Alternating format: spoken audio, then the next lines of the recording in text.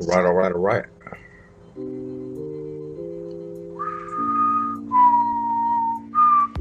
All right, all right, all right. Hope y'all good looking sex people are doing all right tonight out in Happy Land. This is Grand Wizard of the Esoteric Order of Dagon, your friend and well-wisher Frank Monday, coming at you once again like Finnegan. So if you've got a yen to expand your kin, then let's get zen. Broadcasting from the central kingdom of the celestial dragon, Twilight Zone Old Peking, far behind the bamboo firewall. Welcome back, Wayfarer, Wanderer, Wizard, Warrior, and Wildcat alike, wherever you are, whoever you are, and whenever you may be receiving this transmission. Tonight, as per usual, if you've got a paranormal encounter, call in at any time and let me hear about it. Always open lines to paranormal encounters.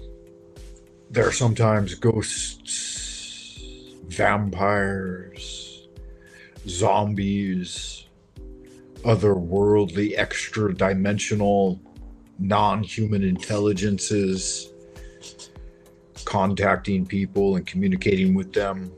And I want to know all about it. This is a reinforcement video for the 100-day challenge, Way of the Psyonic Agent.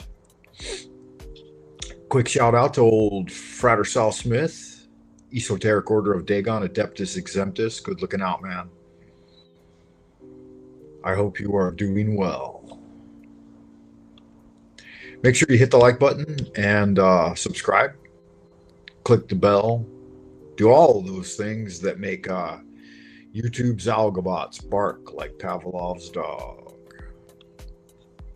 Check me out on buymeacoffee.com/Frank Monday. Pull a something in the tip jar. Keep me barking like Pavlov's dog, right? Oh, lead in my pencil, pep in my step, jelly in my donut. That helps me keep my nose to the grindstone and rolling with the punches. With no further ado, let's get into it. Take a deep breath as you settle into a comfortable position. Inhale slowly. Hold for a moment. And as you exhale, feel any tension begin to melt away. Adjust your posture as need be. Touch your nose if necessary. Rub your chin. Stretch your shoulders. This moment is for you. It's a time to explore your inner world, the inner dimensions. It's a time for you to clarify your wishes and intentions. When you're ready, take another deep breath in. Release it gently. And with each rhythmic breath, allow your body to relax more deeply. Feel your feet grounding you to the earth. And as you continue natural rhythmic breathing, imagine a caressing warm wave of penetrating relaxation. Starting at your toes, spreading up through your legs, hips, abdomen, shoulders, higher and higher into the chest, arms. Notice how your neck and jaw soften, releasing any tightness and tension with each natural rhythmic breath, letting go of the outside world and turning your focus inward. You might like to imagine now that you're in a tranquil place, a sanctuary where you feel safe and at peace. This could be a serene forest, a quiet beach, or a cozy room filled with soft light. Picture the colors around you,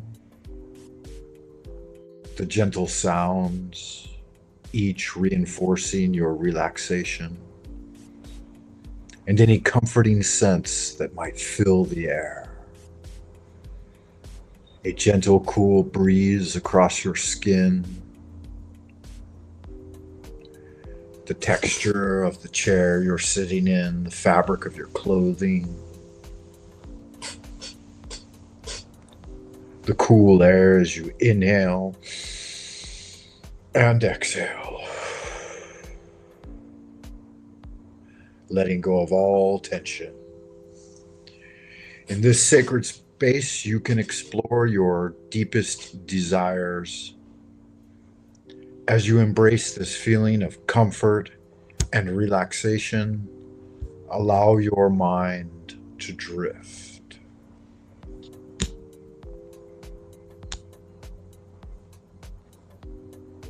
Now, as you listen to the sound of my voice, you may find that your thoughts become softer, like little clouds floating in a beautiful, serene sky. Each thought that passes is a gentle reminder of your journey inward. And as you relax more deeply, I invite you to focus on the number 10. With each number, as I count down, you will feel yourself feeling and sinking deeper into a state of blissful relaxation.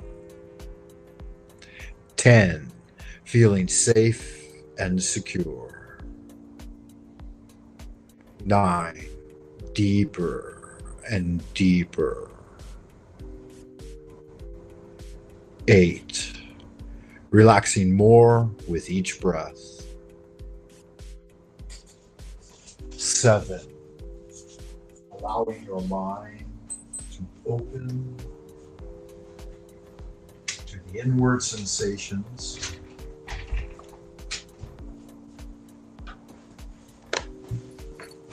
6, drifting further into calm, tranquility.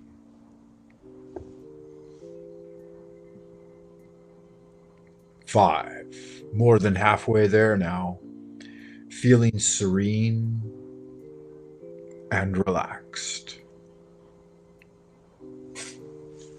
4, deeper still.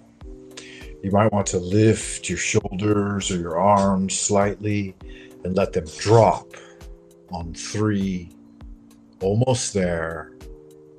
2, surrendering to peace and tranquility. 1, fully relaxed, your mind open and receptive. In this beautiful, relaxed state, I invite you to imagine a vast landscape before you. This landscape represents your life, filled with possibilities and potential.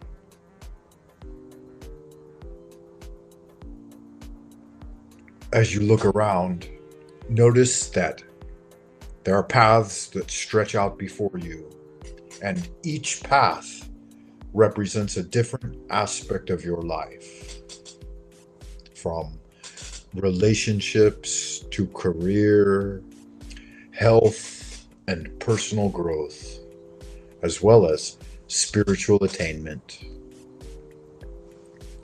Imagine each one reaching off into the distant horizon.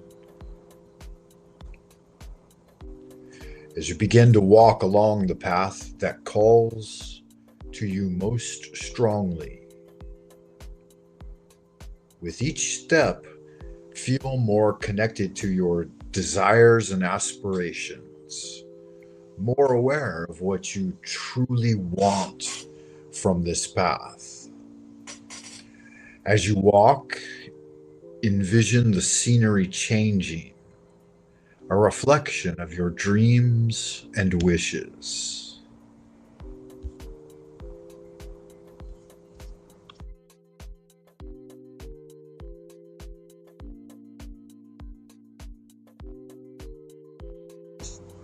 Now, Find a comfortable place in this landscape along your path to sit. It could be a soft patch of grass, a smooth stone, or a cozy bench. Allow yourself to settle in and take a moment to breathe deeply, feeling the energy of this place enveloping you. The sights and sounds, the sensations and scents. Immersed in this sumptuous environment, sitting there, begin to clarify your wishes. I invite you to visualize a glowing orb of light in front of you, scintillating white light. It could be flecking to gold or blue or green. Any color that best represents your intended desire. This orb represents your intentions. As you breathe in, it expands slightly, scintillating vibrancy increasing. As you exhale, it might contract and shimmer. The quintessence. Notice how each color that it emits is a color representing a different wish or desire along your chosen path.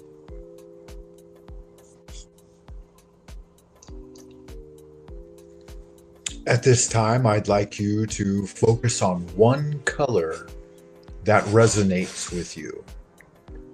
Think about, what does this color represent? Is it love, success, peace, tranquility, or creativity? Allow this color to expand and fill your vision. As you do, think about what this wish looks like in your future life. Is it appearing 6 weeks in the future, 6 months, or 6 years? What does it feel like to achieve this desire? Picture it vividly. What are the sounds around you, the voices of others as you achieve this? What are the smells associated with it? What are the visual experiences, the sensations of touch? You can imagine people congratulating you on having achieved what you sought out to do. The smell of fragrant spring flowers greeting you and refreshing you. The actual vision of this thing coming true and being within your possession. The reception of it. The tactile sensation of grabbing a hold of it with both hands and feeling firm and secure in what you've achieved. Immerse yourself in this experience. Now, while you hold this image in your mind, let's articulate the wish together, either silently or aloud. State your intention clearly. For example, you might say, I wish for abundance in my life.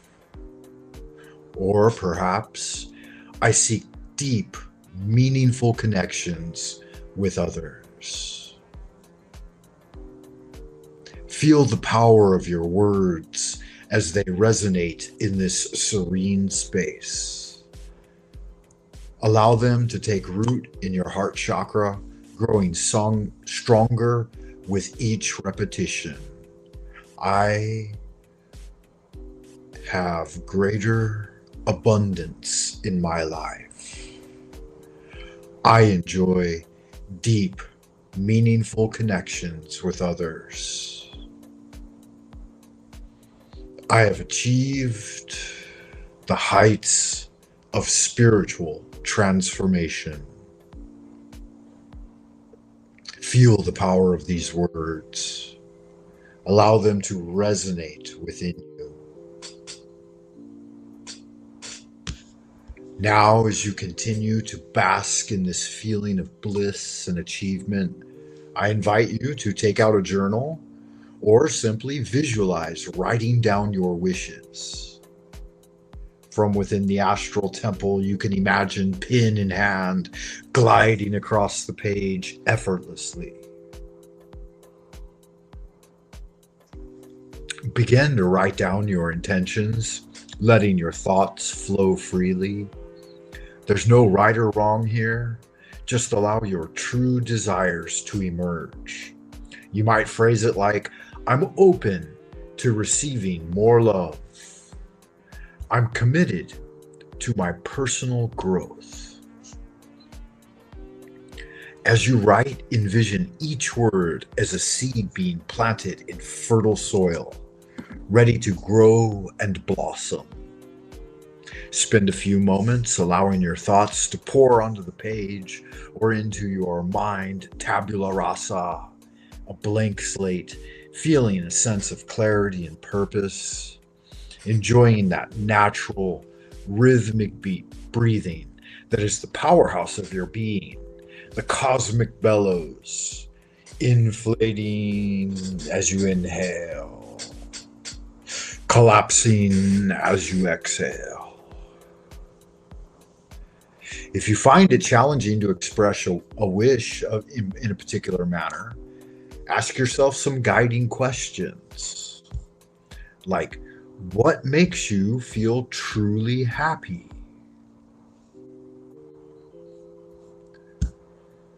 What do you want your experience in life? What more do you want? How more enriched could you be or empowered? If it's greater financial wealth, so that you can empower your life to a greater extent and empower those around you? Is it more vibrant health so that you can engage in the activities of the day to day and, get out there and beat the street and get hustling? And additionally, how do you want to feel each day? Would you like to let go of depression and trauma and sadness and embrace true gratitude, peace of mind, tranquility, and a sense of achievement? You can let these types of questions guide your writing activity, helping you to articulate your desires with clarity and conviction. Now, as we begin to wrap up this writing exercise, or whenever you're ready, you can pause the video and take a moment to enjoy as much time as you like, writing about your intended desires. Feel the satisfaction of having clarified your wishes. Each intention is a stepping stone to your desired future. When you feel ready, imagine gathering all of your attentions and placing them into that glowing orb we imagined earlier. This orb now radiates with your intentions and glowing brighter and brighter with each passing moment, with each inhale and exhale. Now that this light is a powerful force drawing your intentions closer to you. As you begin to rise from your peaceful spot in the landscape, carry this sense of clarity and purpose with you. Now that you can return to this sincere place anytime you need guidance or support. In a moment, I'll count from 1 to 5, and with each count, you will return to the present moment, bringing with you the bliss, the clarity, all that you've cultivated, that sense of tranquility and achievement. 1, slowly coming back, starting to reacclimate yourself with your surroundings. 2, feeling the energy returning to your body. limbs, torso, mind. 3, becoming more aware of your surroundings. Again, the touch of the fabric, the seat beneath you. 4, go ahead and stretch your body gently. Oh, feeling good. 5, eyes open, fully alert, and feeling completely refreshed, invigorated, and motivated to achieve all that you can in this world. Welcome back, Wayfarer. You've taken an important step in clarifying your wishes and intentions, and you carry this sense of empowerment with you throughout your day. Remember, the journey to manifesting your desires begins with clarity, and you have just embraced a small step in that journey. Wow, what a thing, huh? What a pleasure. What a wonderful thing to share with you as the Grand Wizard here of the Esoteric Order of Dagon, friend and well-wisher on the 100-day challenge way of the Psyonic agent. Make sure you guys hit the like button, do all that stuff that makes YouTube what it is, right? For a moment of prayer before I transition into the second half of the show, we've got a guest backstage, Cage. We're going to bring him on here in a minute, but I will start with the adoration of Abraxas here before we engage with Cage Reality. Holy art thou, Lord of the universe. If you know it, say it with me. Creator of heaven and earth, maker of all things visible and invisible, master of both the light and the darkness, he who was, is, and shall be. We adore thee and we invoke thee. Send us one of your divine spiritual agents, our holy guardian angel, to protect and guide us through the innumerable snares of the earthly sphere, and a cleansing wind to disperse all negativity and endless human opinion. Teach us those secret things which we must know for the completion of the great work and the glory of thine ineffable name, Adonai. So it is commanded and confirmed. So mote it be. Amen. Hail unto thee who art Ra in thy rising, even unto thee who art Ra in thy strength, who travellest over the heavens at the uprising of the sun. Tahuti standeth in his splendor at the prow, and Ra Hor abideth at the helm. Hail unto thee from the abodes of the night. Remember, O neophyte, goodness alone is power, silence is strength, will regaineth omnipotence, and love lieth at the foundation. All right, welcome back. Good to see all of you guys out in Happy Land. Let me straighten up the banners here and make sure we're doing all right. Check the old ideas room. And we have a special guest, Cage. Caged Reality. Welcome. Good to see you, amigo. Hope you are doing well. You too, brother. Thank you for having me. Yeah, good to see you again. Just doing a little work here on psionic rituals, and I was curious at the start of the show. I was asking about folks' rituals, what they like to practice in their day-to-day, their free time. Yeah. How are you doing this evening? Have you ever considered joining an esoteric order? Yeah. How's everything going out in Happy Land? What are you up to this evening? Well, I have thought about it's morning for me, but yeah, we're on that. But yeah, I have thought about joining esoteric orders. I've endeavored into that. I know plenty of people in them. Made friends of acquaintance with them and had good conversations. But rituals, right? I guess anything could be a ritual. When someone gets up and takes a shower, brush their teeth, that could be considered a ritual. So, for me, from a young age, I got involved in martial arts, specifically Hapkido. It's a Korean one. And if you like, you can see I'm sharing some sort of it's a tea thing that you might find interesting if you want to look into a bit of it. Something different. Maybe you can add it to your program in a way. Yeah. Okay, yeah. I'm not familiar with this. Is this tea ceremony? Is that the kind of thing it is? Yeah, it's Chowdo tea at 10 with Sambian. It's a practitioner of martial arts. He's a serious guy when it comes to this. Yeah, give me a little background on it. What's going on? So it has to do with Eastern alchemy. All right. It's kind of like, you combine thought, emotion, and action. Right. Yeah. Yeah, I don't personally do tea ceremony, but a lot of people do here in China. Is obviously, I mean, a lot of folks are up to that kind of thing. They have really cool wooden tables that they use, and special teapots and special cups, and really wonderful teas that they drink. Yeah, this is like a Korean thing, but it's more. It's the other side of martial arts, but it's not just physical, right? It's more of a mental game also. And I can hear Okay. you pouring the tea as we're speaking about it. And you said it's a Korean thing, huh? Because I know the Yeah. Japanese and the Chinese, they do this as well. And cha do, like do, that would be a Japanese thing, like the Tao, right? Like the art of, and Hmm. then cha would be tea. So tea, way of the tea. Yeah, well, Hapkido, like, it's like uncut jiu-jitsu. It technically comes from a Japanese form. Well, not a Japanese form. Jiu-jitsu is a Japanese form, but it's combined with other practices, right? Like Taekwondo. You get Hapkido. Okay, nice. Yeah, let's. So, will they give us kind of the rundown in the first part of the video? Like, is there an It's gonna introduction to it's what's gonna going bring you on? through. It's gonna bring you through the whole meditation. Oh, wow, wow. Hmm. It's very Let's see. interesting. It's hard to find. Like, it doesn't really have many views. Right? It only has 185 views 4 years ago, right? Okay. Yeah.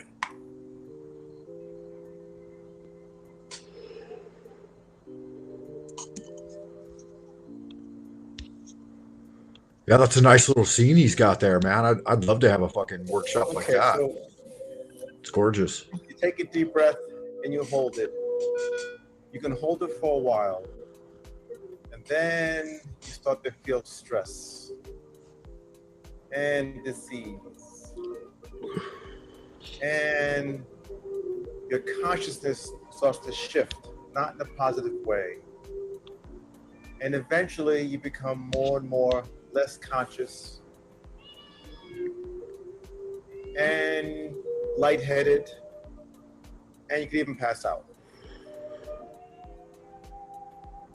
Luckily, we can't hold our breath very long because our body is designed to make us breathe at a certain point. But if you were to hold on to that breath, look at what happens in your body. Look how nothing is working right. You have to let that breath go. Some people, when they get afraid, they do this. They inhale and they hold that breath. Sometimes that holding can even stop the heart. You can skip a beat. Some people, heart attack. Attachment. Yeah, don't have a heart Very attack. detrimental. When you are overly attached, it's like being trapped. Buddhism speaks a lot about non-attachment. Because with non-attachment, there's actually freedom. When you are too attached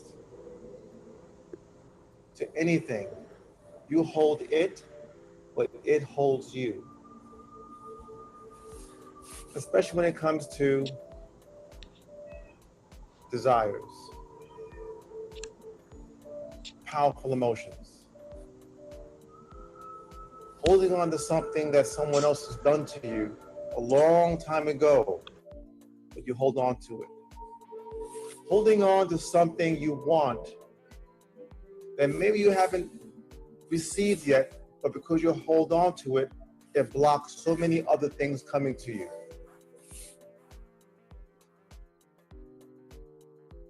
Yeah, that gives us the old adage of the teacup. You know, you got to empty the teacup before you can get some fresh tea.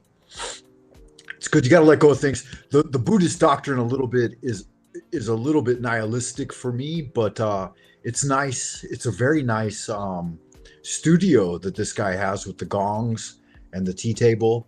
So yeah, he's doing good magic. I like it. I like his little black cat wandering around. To expand. That freedom allows you to move forward. But to do that, you have to let go of those emotions and things, because the emotions are like the glue that attach you to things of the past. Yeah, you got to cultivate through them. The best way to alleviate your emotions is to train. This guy knows what's up. You've got to exercise, you've got to burn it out of you, you do some meditation. You want to train through those emotions. You don't necessarily want to abandon them, though. I mean, obviously, there are healthy reactions to certain circumstances that occur in your life. Maybe you feel some righteous indignation or anger at someone that slighted you, and that's not a bad thing necessarily. It helps protect your life and others' lives as well, and train you for the future. Yeah, very well said. Yeah. Allows you to expand. That freedom allows you to move forward. But to do that, you have to let go of those emotions and things, because the emotions are like the glue that attach you to things of the past. The things of the past are the past, but your emotional connection to it, like the glue that keeps you connected to that. And as long as you are connected, it's like a ship with an anchor. As long as the anchor is going deep, deep, deep right here, you can never get your ship way over there to the horizon. I want you to think about that. There's some attachments that work well for you. They're healthy attachments, but there are many that don't. Everything in life is in the flow. It's a current. The moon has a cycle, 28 days. The earth has a cycle around the sun, 365 days. There's nothing in the universe that doesn't have a cycle and a flow. I've got to pause that out there for my flat Earth friends. That the illusion, the Maya of the planet going around the sun. That's a fun one. Like that's not a tangible human experience, right? Our tangible human experience is on a sea level, flat, expansive plane, and to go beyond that is a bit of it requires some cognitive dissonance, right? Like you have to engage in a fantasy of a projected reality that's of course mostly developed by the Freemasonic order of the globular experience. And I think both are valid, but I definitely have to address it. To just to outright say that as if it were factual when it's not. It's a scientific theory, right? This is what they think is going on. It's a little bit dubious, and it shows me that you haven't necessarily penetrated to the core of your being. Is this a tangible, genuine experience that I'm having, or is it a pre-programmed set of indoctrination? A script that I'm rolling out. I can appreciate the count of the moons and its cycle, and but the whole sci-fi NASA space fantasy dreamed up by the space Nazis, right, over there with the Operation Paperclip guys, I find that a little bit dubious, a little bit Mickey Mouse, in my opinion. I mean, that's obviously that's my opinion. What do you think about that, Caged?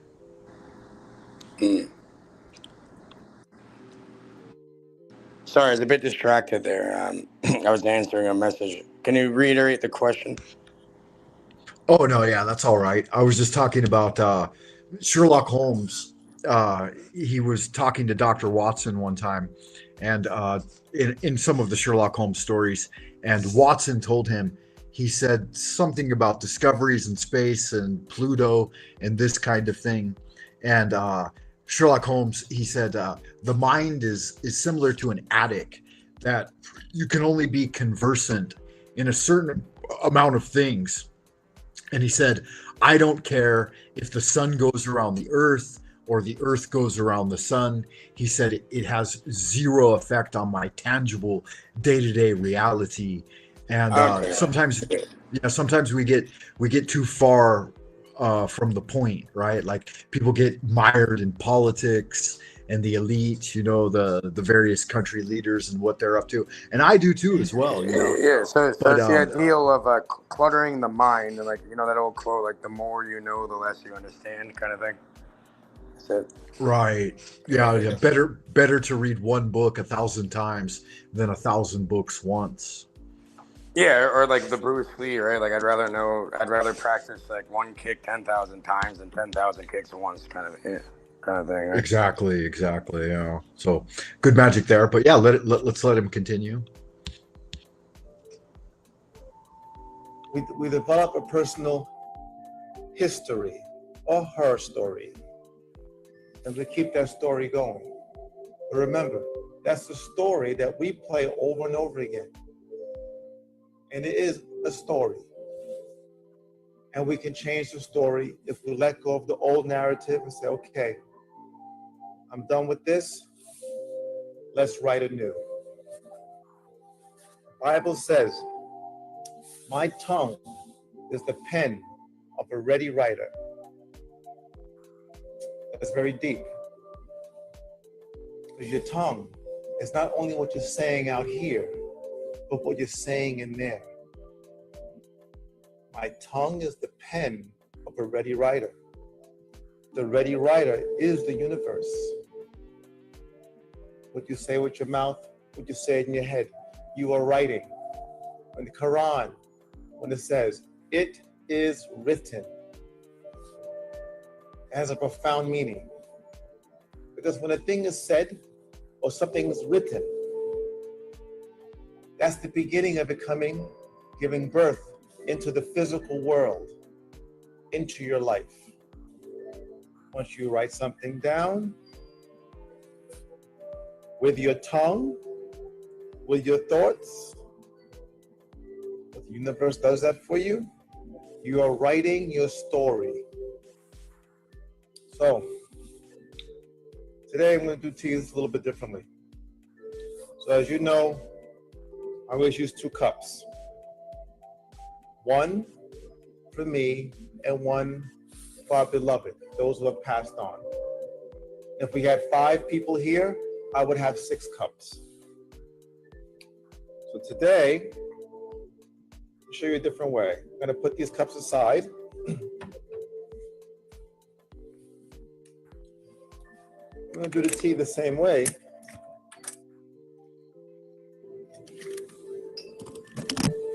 I'm going to put in 3 scoops.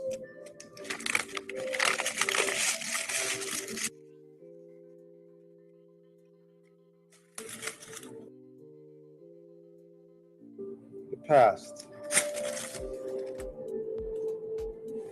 the present, the future, but also mind, body, and spirit. So, earth, humanity, and heaven.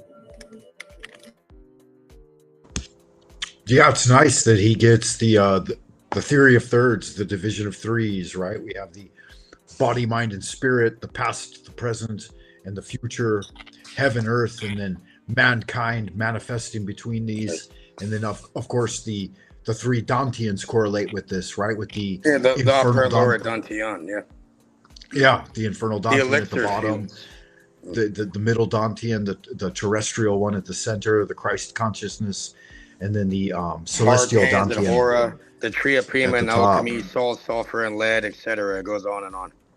Right. It's a lovely thing, the divine trinity, as it were. Let's continue.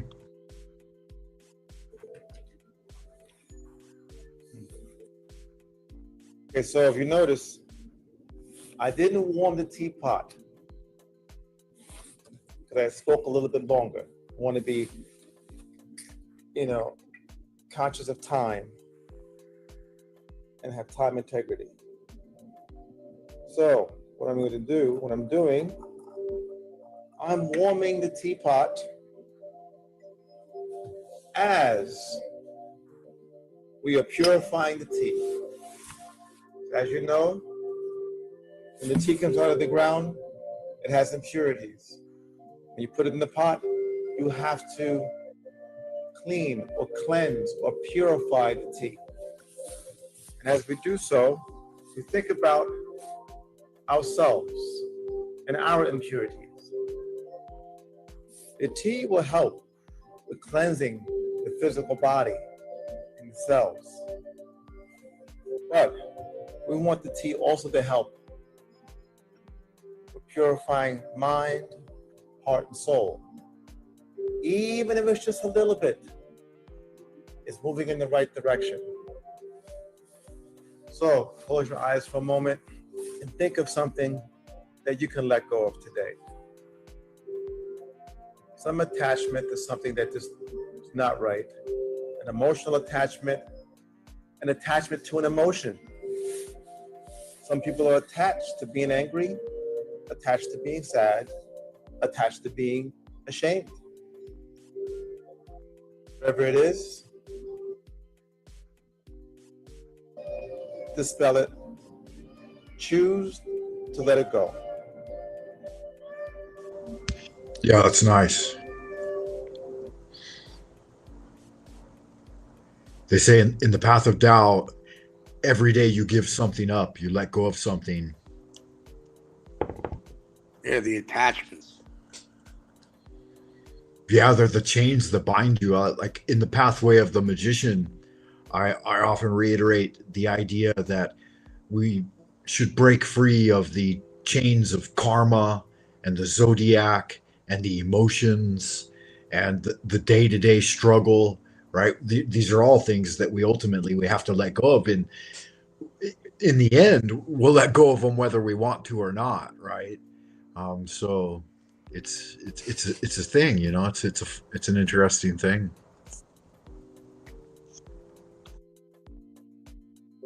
Then we're going to take our tea.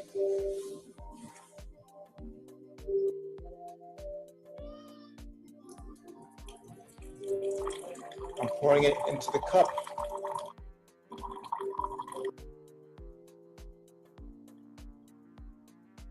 To warm the cup. The cup also represents your heart and soul. In the tarot deck, you have swords, pentacles or coins, you have wands or clubs, and you have cups. That actually corresponds or relates to the playing cards also. The playing cards came about later to hide the knowledge. When the invaders came, we were forced to hide and to bury the real knowledge. So the cards became a tool for playing games, but they come from a higher place. So in the playing deck, we have diamonds. Diamonds, the playing deck, are really pentacles or coins, or like wealth. Clubs in the playing deck are actually wands in the tarot deck. It's like a club. Wands. Okay? Spades in the tarot deck is actually swords. And hearts in the playing deck are actually cups in the tarot. Okay, so the cup is your heart and soul. And what you put in your cup has an effect on your whole life, your being. So we warmed this up, the cup is warm, and we're pouring this out. Because why? This also has the impurities that we took out of this tea. So yeah, I would just point out here that there's a couple of different schools of thought on tea ceremony that I've experienced with the tea washing, like the original wash. Like he's talking about burning off the impurities, and they call this the first burn or the first wash. And some are huge advocates of it. Like you wash the tea, you steep the leaves, and then you pour off the dross. But there are many too that among the more gritty of the tea drinkers who are like drinking tea all day long, and they'll advocate with certain teas that you don't do like an original wash, that most of the enzymes and the electromagnetic energy, what they call the jade dew, it's a kind of like quintessence of the morning energy, that should be kept in there, and you want to get that really bitter strong original flavor, and so you don't pour off the first wash, you'll actually drink it. But yeah, two schools of thought there: one that ingests the poison and let the poison, I guess, infect them to the extent that it causes a transformation, and then those that will wash off the first wash.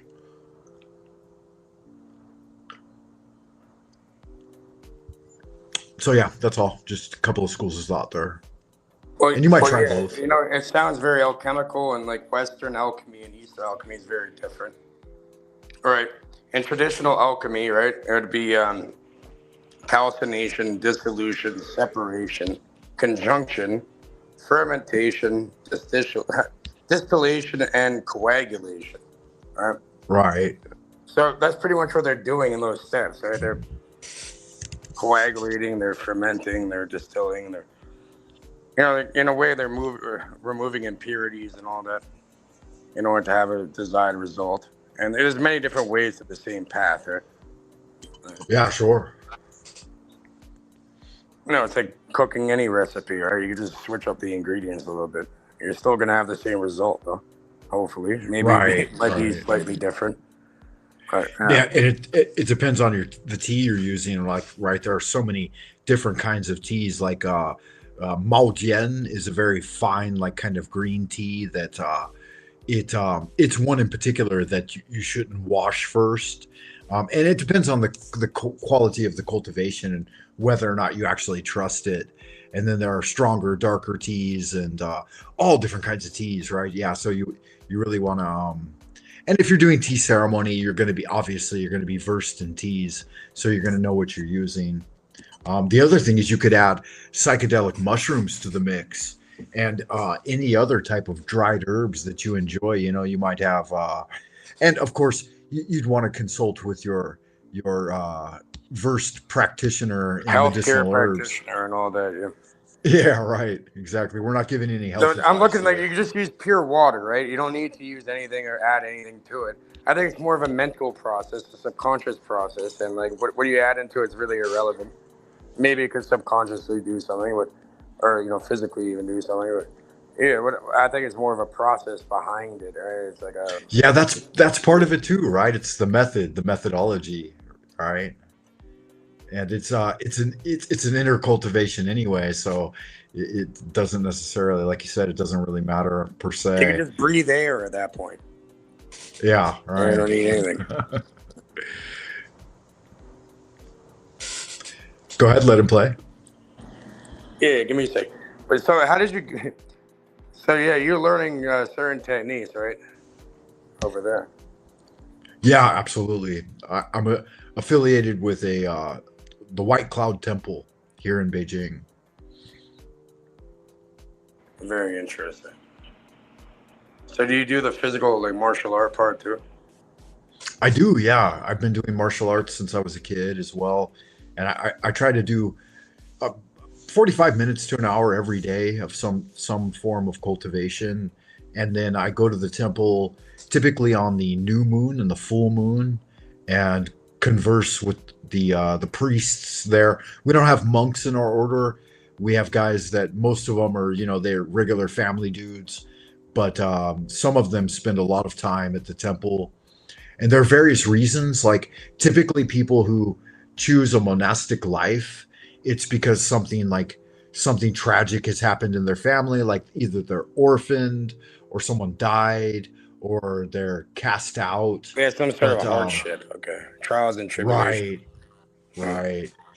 Yeah, in the Chinese tradition, the only people who pursue that style of life typically, unless they have a special calling, are what they call chujiaren, or people who have abandoned the ordinary world. Very interesting. Should I continue? Yeah, it's not for the average everyday individual or the ordinary practitioner. It's kind of a special thing, and so they will have special knowledge. Obviously, they'll be deeply versed in whatever practice they do, and many of them specialize in a certain practice so that they can gather a body of knowledge around it, like whether it be like commanding, like mantras or reception mantras, or like some specialize in like familial affairs or career or health and this type of thing. So they Obviously, get into a the health, specialty. Okay. right? The health practitioners is probably like the biggest part of it. Like people who do acupuncture and herbology. This is a huge part of the Chinese canon. What do they call it? Spagyrics in alchemy, which is Yeah, like the ancient Chinese medicine. But spagyrics is more of like creating tinctures, stuff like that. okay. Yeah, there's a big part of that there as well, like patented Chinese formulas, and then the people who sort the herbs and ensure the quality of them, and almost similar to like kosher applications of the Hebrew, where they'll make sure that it's all up to par. Um, those are applications that are more appealing to the general populace, because it's something you can just like go in and receive and pay for. Like these internal arts, like this guy's discussing with the tea ceremony, this is something you actually have to practice, right? You have to procure teas, you have to set up your table, you have to engage in the process, you have to be mindful about it. It's an actual ritual that you have to learn So it's like and do. yeah. So it's thought, emotion, and then action. Right? Or the Yeah, tree yeah. of prima, salt, sulfur, and mercury. Yeah, it's a greater level of Alchemy. involvement. Alchemy. It requires work on the practitioner's part, whereas a lot of the other aspects of the temple do not. You just go in, they ring a bell or whatever, and something's done for you. And how does that usually end up? It has its application. I don't think it's as beneficial, but then like he mentioned just a moment ago, the guy here. I don't know his name. His name is Sabumnim? Yeah, he'll explain his background later in the video and who he is. Oh, okay. Yeah. Like he said, you have to be wary of time constraints. Like you have a certain amount of time to do a certain amount of things. You boil the water, it's at the certain temperature, and as it cools. And individuals are exactly the same. They have work and family life, and they have a limited amount of time to engage in temple activities. And so, yeah, maybe they would rather pay for a quick fix, and have a priest work behind the scenes to make a sigil or a talisman and So it's burn like it the on their idea of a behalf. shaman, right? Or having like a shaman. Right, Or right. like Yeah, a guru or something. Yeah. yeah, very shamanistic. I would say a guru is even a step up from a shaman. Like a shaman can perform rites on your behalf, whereas a guru will guide you in learning the magic on your own. Yeah, that's a great way to look at it. Yeah, a shaman's just like all fucked up beating a drum. So Right. Stuff these fucking mushrooms in your mouth and let's get busy, right? yeah, and just drink my piss after I take amanine hysteria. Which can be good fun too. That helps a lot of people like bridge the gap, and get past the threshold. We're always discussing like these liminal spaces. You come and you go, and obviously this guy Sabumnim has made a sacred space, where he's doing real magic and he's able to engage in it. So that's a blessed thing, absolutely. Mm-hmm. And I'll show you after if you like to see what type of hapkido that I practiced from a child. Under the Grandmaster Pin. Okay, yeah, I really like the video. Let's watch some more of it. Yeah, well, it'll have to be after this, but yeah. That out, and my cup is warm. My heart is warm. You have to always come from a place of love if you want to see clearly. Because the place of love will always steer you in the right direction. Love and light are one. So now, normally we do 3 cups and 3 pots, right? Today, I told you I'm gonna do something different. I have 1 cup here. I'm gonna pour this in here.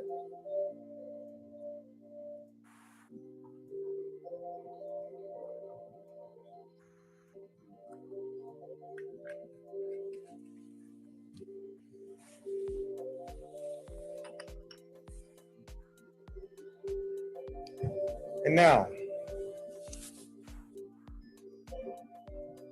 I pour the water into this tea. Water symbolizes life and the essence of life. Everything in life flows.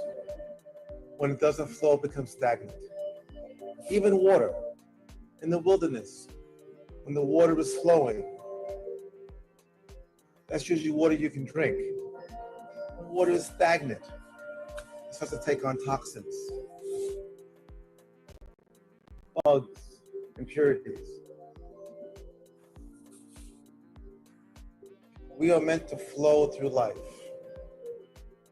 When there are obstacles, like rocks, we're meant to learn how to move around them, over them, beneath them. And if need be, we can change our form. We can be solid, we can be liquid, we can be a gas, like steam. So life happens, and it happens in so many ways. And there's so much uncertainty. But a heart and soul that learns how to flow is a heart and soul that truly learns how to live.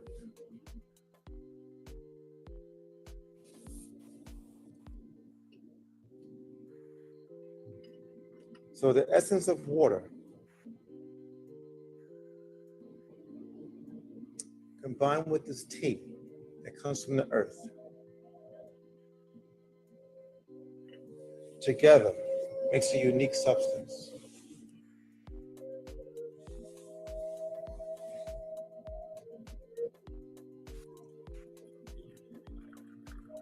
Your body corresponds to the earth.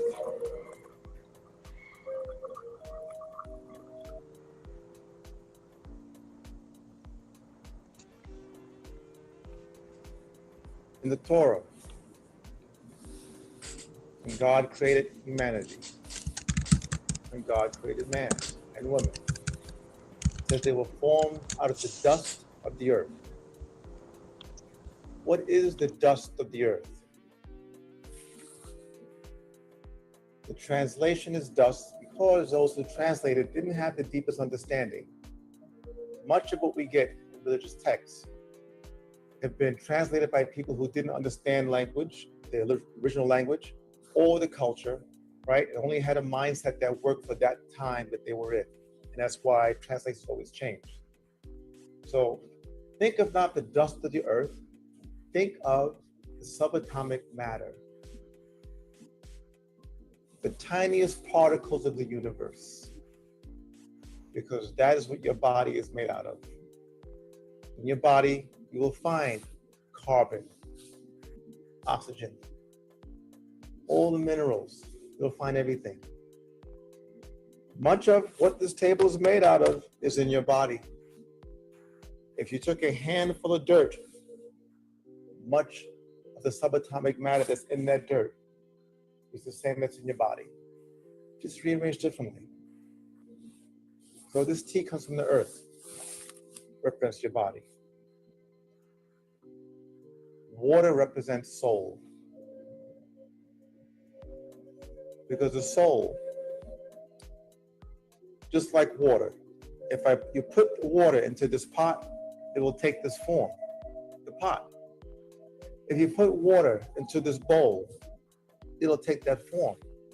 And if you put it into this thermos, it'll take that form. I noticed a comment there, Frank. The the Astrum Argentum. Are you involved in like the OTO or the inner order, the Astrum Argentum? I was at one point. I'm an OTA guy now Okay. with Poker Onion, but yeah, I enjoy the teaching, of course. Crowley did a lot to kind of move things forward, and I think that his contribution is worthwhile and interesting. He is an interesting guy. Well, he's the dude from Cali, right? Yeah. Poke's he's in Silverado Canyon, in California. He's got a nice little retreat there. He's got the entire like what is it? Like a wizard's tower and a little retreat with his library and his garden. He's got a swimming pool, and he does rituals every equinox and solstice, like initiation rituals. And he's an approachable guy. He's like one of the true living masters. Like I've played his videos on my channel before. Have you? Yeah. ELDR and the rest of that video I was playing. So pretty much the guy shows you some alchemical way to, transmute water, concentrate water or whatever liquid in a vessel. And then pretty much he gets into where he came from. And he had nothing at all. He worked with disabled people, fire victim people and all that, children and all that. And he created his own practice that's still running today in New York. With under Grandmaster Kim. And he's still dealing with it to this day. And he's the real one.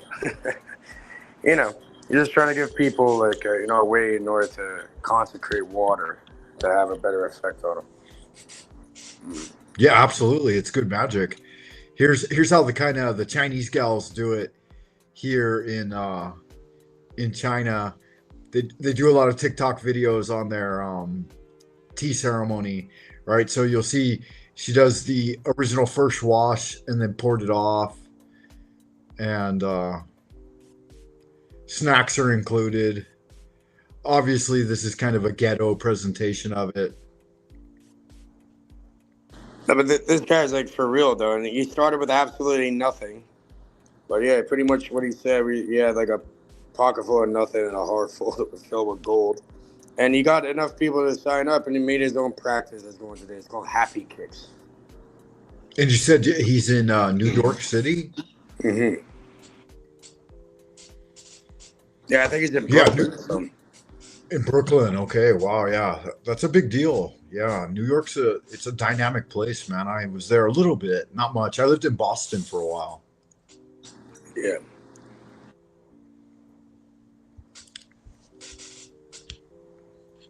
How about yourself? I believe you're north of the border, right? I'm from Toronto, in Canada, and that's right by New York. Yeah, kind of. Yeah, so it's not too far for you to go there if you want to visit it, right? Not far at all. Yeah, I could drive right to Buffalo, New York, and under 2 hours. So. Okay, yeah, good magic. So you're an East Coast dude currently. I'm East Coast as well. Beijing is kind of in that general latitude. I don't know if it's on the same exact latitude as Boston or not, or New York. Right? What time? It's 7:56 a.m. over here. Yeah, it's PM here. So AM, PM, same. Yeah, so it's like a reverse, right? So. Right. So what were you saying about Sumbabni and how he got into the last part of that? You want me to show that video a little more? Let's see here. If you like, yeah. Or I could show you. I could pull up where this teaching comes from and give you a little more information on it. Because it does come from Japan in a way. That would be fun. Yeah, definitely. Yeah, give me a second here. I'll pull it up. Try to find it. Do your thing. And at the same time, I want to keep everybody on the same page here. That we're studying here the ritual work for week 4 of the 100-day challenge. You can check me out at buymeacoffee.com/Frank Monday. And I sent out a mailer recently. I'll go ahead and hit the like button on that. And I discussed the idea of us just passing through Easter. And I hope that you're enjoying your springtime celebrations. And as a Pisces, I think I connect with fishy folk like the old Messiah, Jesus of Nazareth, yeah, Yeshua. And this emphasizes his origins as coming from humble beginnings, like many of us do, right?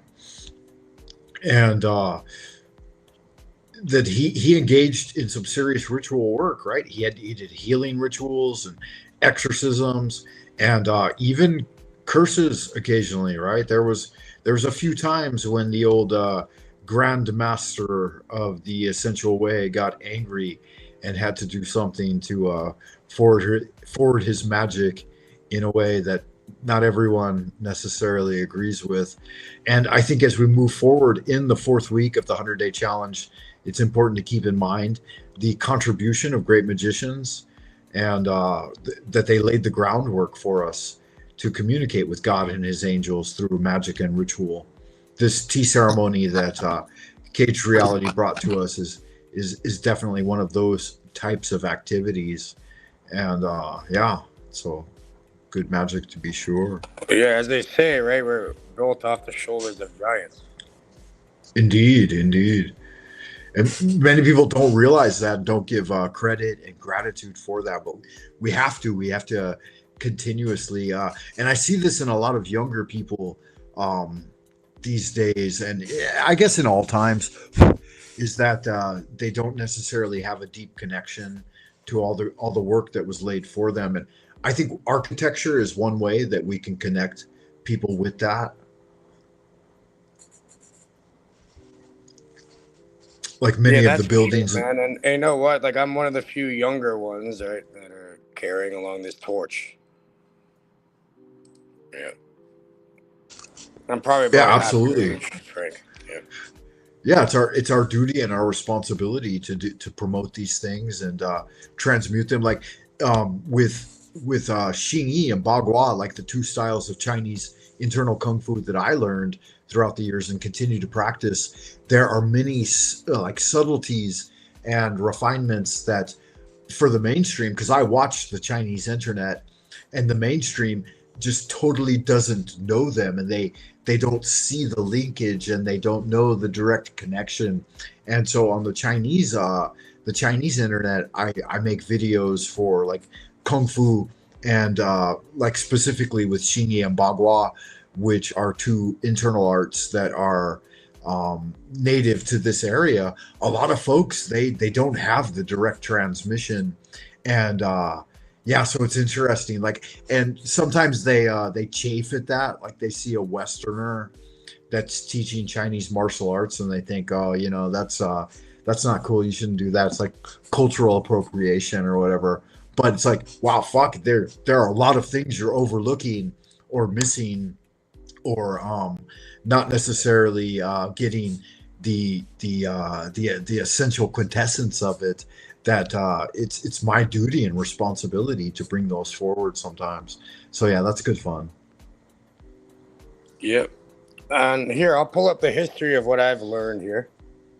Yeah, do so. Like with Sambumnim, you know, he's a black man in Korea. You know, that's a big deal. No, he's in Brooklyn, New York, but he got taught by by Grandmaster Kim, which is the Jongdoyu. He's a black guy doing like a Korean art. So yeah, that's he would face that same resistance, right? Well, yeah, I can show you like Grandmaster Kim, for example. He went originally from Korea to Colombia and taught. Okay. You'll see, like they actually work with the U.S. government. You know, like with the White House, they have something called the Blue House too. And here, I'll show here. Is this it here? Yeah. Get it ready. Okay.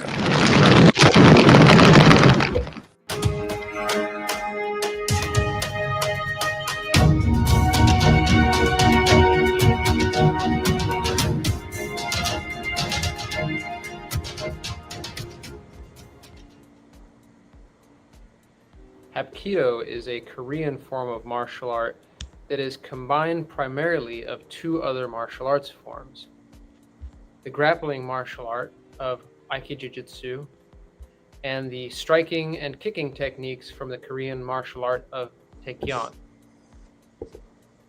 The name Hapkido roughly translates to the way of combined energies, or the path of combined power. Though over time, many martial arts have and still do influence the curriculum of Hapkido, such as Taekyon, Tang Sudo, and Judo. It was first adapted from a style of Japanese jiu-jitsu called Deiryu Aikijujutsu. Deiryu Aikijujutsu is said to be one of the oldest, some even say the oldest, style of jiu-jitsu. It is said that the progenitor of Aikijujutsu lived over 1,000 years ago in Japan and was a Minamoto clan samurai and military commander named Minamoto no Yoshimitsu. I got to ask you, Caged, is it okay if we play their videos straight through without commentary? Yes, it is. Like Yes, in the I've played it past. many times on my thing, and there's no issue at all. Yeah, these people, they're happy to have people learn about it. Yeah. Okay, because we do have to sometimes be careful of that. Like, we should give some commentary and talk about it a little bit, like interspersed. So, for example, like this is a 10-minute video. We should try to take a reaction occasionally. Otherwise, we're just kind of Yeah, I know you mean. it's But just they have no something to issue, be careful of. Yeah, they have Yeah. no issue with it. I've done it many times on my thing without any problem at all. So, Okay, good deal. Let's continue then. yeah.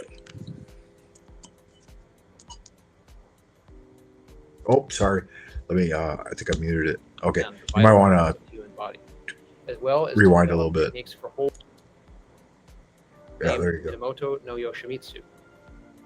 Legend has it that Yoshimitsu developed his martial art by studying and dissecting the corpses of slain men on the battlefield in order to better understand the vital targets of the human body, as well Yeah, as it's gnarly. techniques for holds, striking, bone breaking, and joint locks.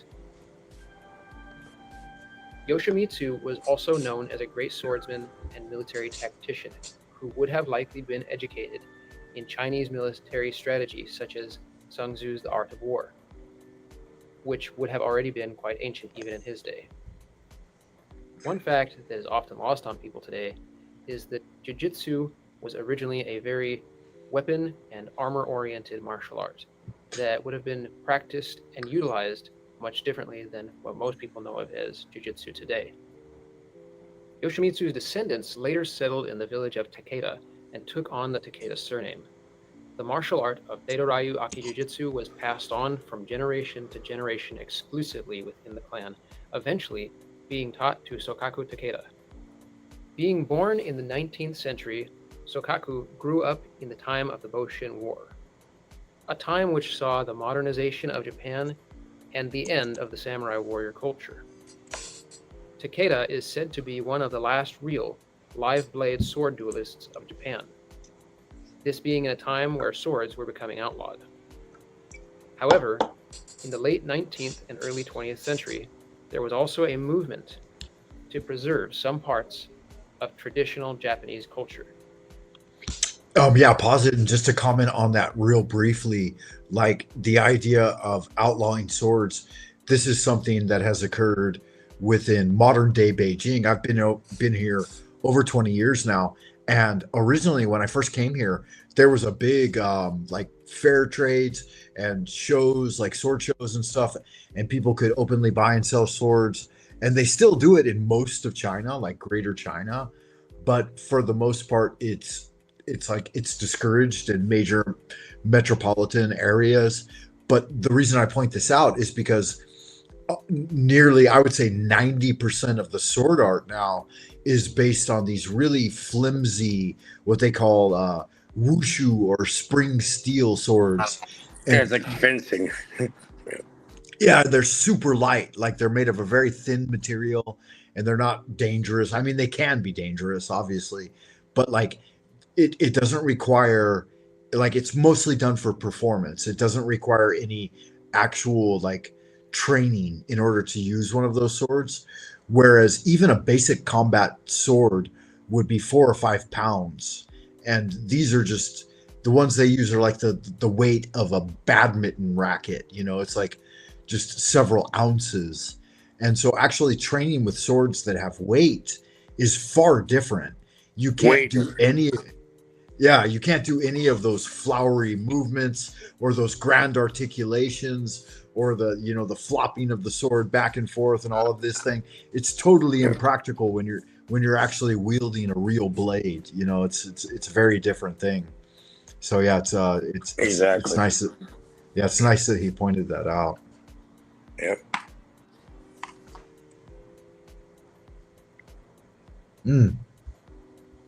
Sorry. Got unmuted. Yeah, okay. There goes. Began teaching seminars around Japan that were open to anyone who could afford to attend. A man who would eventually become one of Takeda Sensei's most famous students was a Korean named Choi Young-sul. As a child, Choi was taken to Japan during the Japanese occupation of Korea. Choi was adopted by Takeda and given the Japanese name Yoshida Taijutsu, and would study Aikijujutsu under Takeda for quite some time, only returning to Korea after Sokaku Takeda's death in 1943.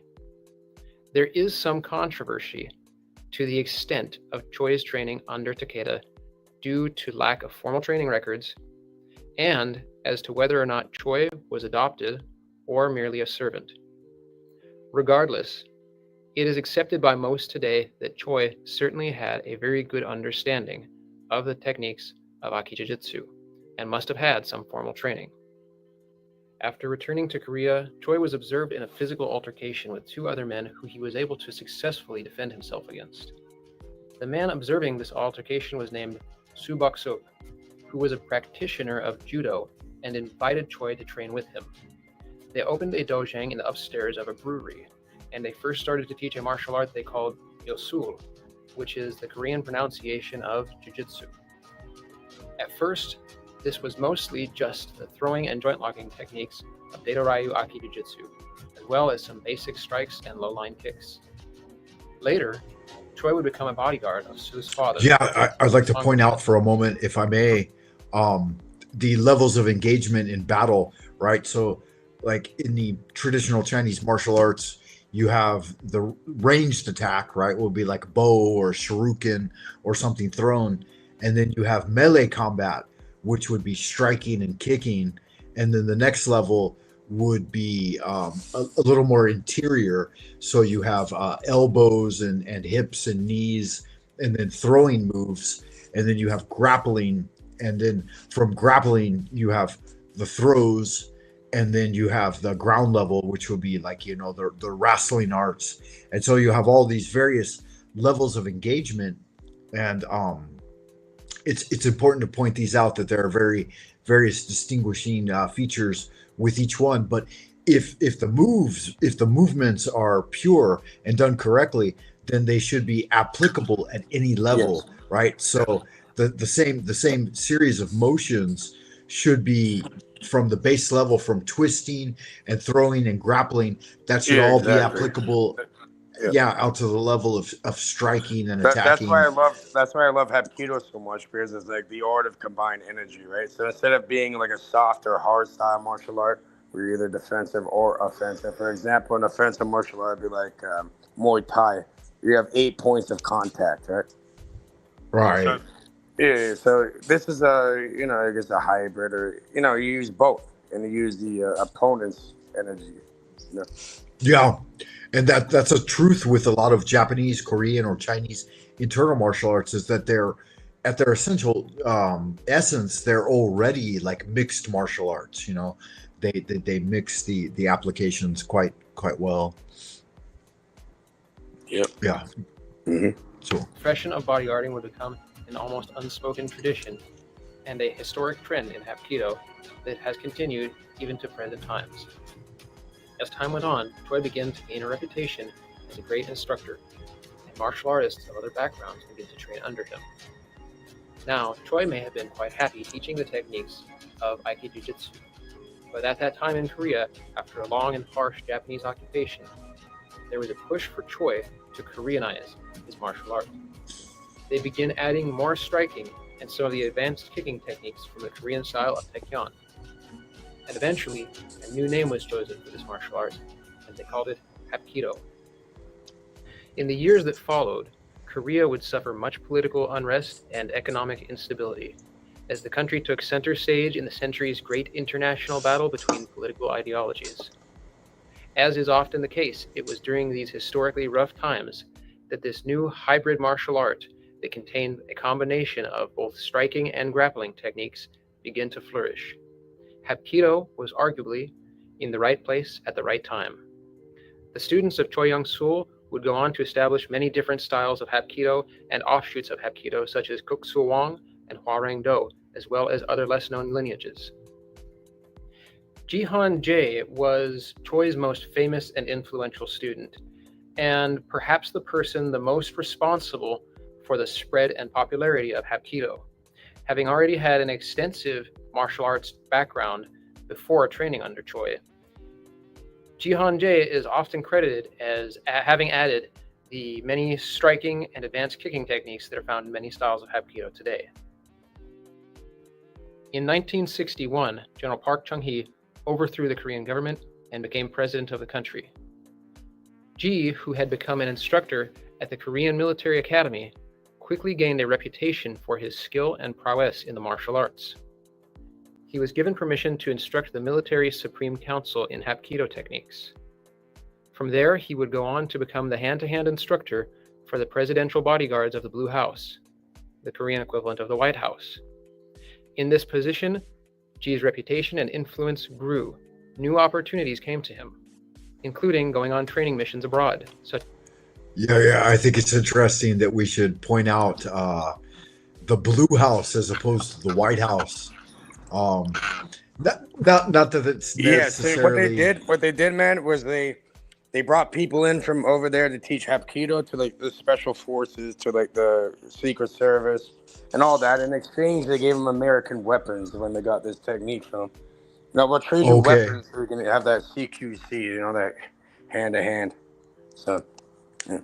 Well, yeah, and that's the thing too, that like people who train in these arts, like they're always in short supply when it comes to times of battle, and so they'll be relevant. Like no matter what field they're working in at the time, many of these guys that transition, they'll actually be in some other endeavor, like some other field, like whether it be military arts or academia or government or regular commercial life.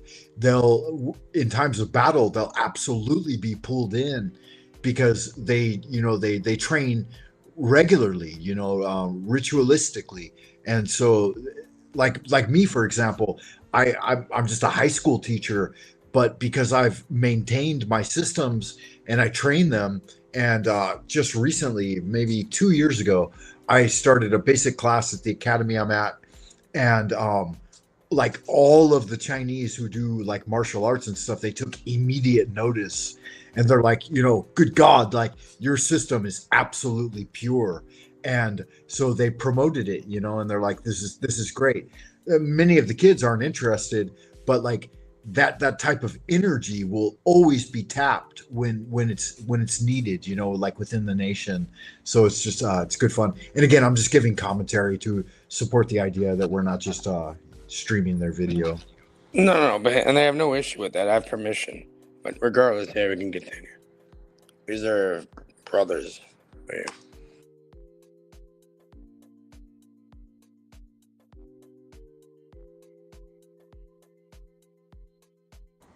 All right, there it is there. Let's go. Presidential bodyguards of the Blue House, the Korean equivalent of the White House.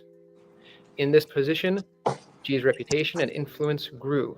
New opportunities came to him, including going on training missions abroad, such as instructing soldiers fighting in Vietnam, and even coming to the United States as part of an exchange program with President Nixon's security forces. During his time in the United States, he would teach practical Hapkido techniques to members of the Secret Service, CIA, FBI, and U.S. Special Forces. While visiting Andrews Air Force Base, he was introduced to Bruce Lee. He trained with Bruce Lee, showing him many techniques, including helping him work on his spinning kicks that he was known for. Wow, Bruce Lee was Bruce so Lee looks impressed by really Jihan- good there. Like, he looks totally yoked. Oh yeah. Yeah. It's awesome. Mhm. Jay that he insisted that he make an appearance in one of his films. The film was Game of Death, which G did. G would go on to be involved in several other films, and would be a fight choreographer for many more. G would go on to instruct hundreds and influence thousands, giving Hapkido international exposure as well as making it a national martial art of Korea that was formally taught to government officials and agents at the highest level. But things were about to take an unexpected turn. In 1979, President Park was assassinated in the Blue House by people close to him in the Korean Central Intelligence Agency. Jihan Jae soon after resigned. After his resignation, Ji became involved in a political party where he was able to put his instruction to use yet again. Ji was helping organize a group that was training in secret. It is said that they were training to reorganize a mobile security detail for the Presidential Guard. But among their political rivals, it was rumored that they were actually training to overthrow the president. Now, I'll pause it Yeah. there because these are times of tyranny and that. But remember, look, Okay. they had an exchange where they taught the CIA, the FBI, and all this Hapkido, and what did they Well, do? In exchange, they gave them military weapons from the U.S. in order to go kill motherfuckers. You know what I mean? So I see, yeah. And it's interesting too, like I can, now that you've showed me this video, I can remember mention of Hapkido, but something sent it into obscurity, at least in the United States. Like, it never received as much recognition as like even karate, kung fu, or taekwondo. But it did it because it's operating in the background. I'll show you the next.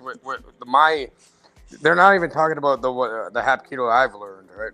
That's from Grandmaster Kim. And with Grandmaster Kim, he started from Korea. And he went, he learned his thing, and he went to Colombia. Okay. And taught like the cartel, and then went to the U.S. and taught the police. It's weird. Well, Like, they're always being- it's interesting too to think of like both of the LA riots, the 68 riots and the 92 riots. The Koreans were deeply involved in both of those situations.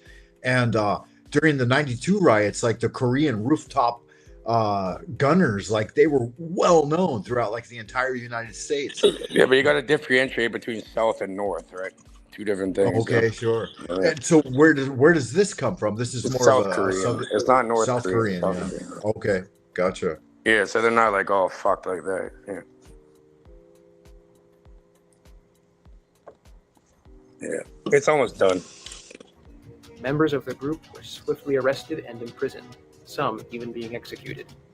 G himself received leniency compared to others, perhaps because of his many contributions and international notoriety. He only received 1 year in prison. After leaving prison, he would create his own style of Hapkido and teach all around the world, eventually settling down in the United States. The story, however, does not end there. As many lineages have branched off, some have become the more civil and docile art of memorizing syllabus and promoting character development.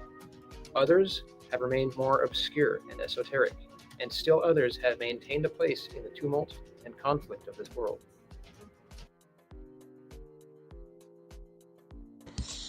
Yeah, it's a great video. Show me the.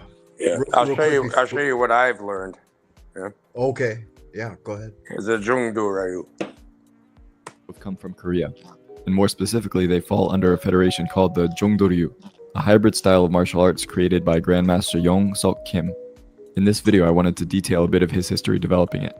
Master Kim grew up in South Korea in the 1950s, just a few years after Japan ended its brutal occupation there.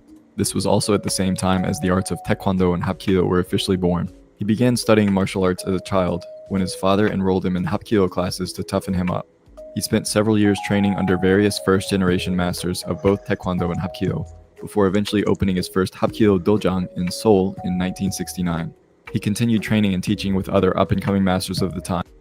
And just letting you know, this is my friend Matt. No, and you don't have to worry about his video, okay? Okay, good, yeah. Most notably Master Kim Nam-jae, who still operates his dojang in Seoul today, as well as Master Kang Mu-young, who also continues to teach out of San Diego. In the year 1976, Master Kim moved to Colombia to begin spreading these Korean arts to the Western world. At the time, martial arts were not very familiar on this side of the world, especially in countries like Colombia. He was among the first 5 Korean masters to bring... Yeah, so they brought this shit to look at them, they're dressed like cartel members. Yeah, San Diego was really a great place for martial arts in like the 80s and 90s. Like, super nice.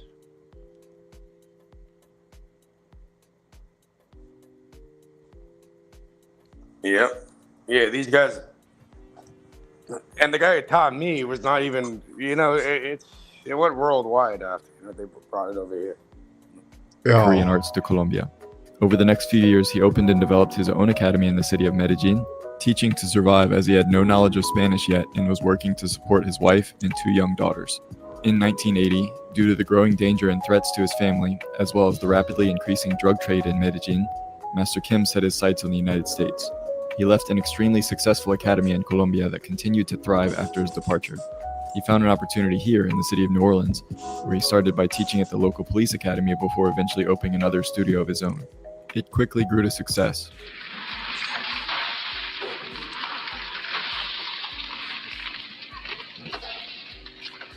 Yeah, it's good training right there. Nice. Yep. Well, I'll tell you, look, you know how heavy that is? You can't try not moving your arms. Yeah, you try that without any weight. It's not easy. That piece of wood. Now watch how Master Kim removes them. With his teeth. That's a heck of a way to build up. Gnarly. When he goes up, you got it too.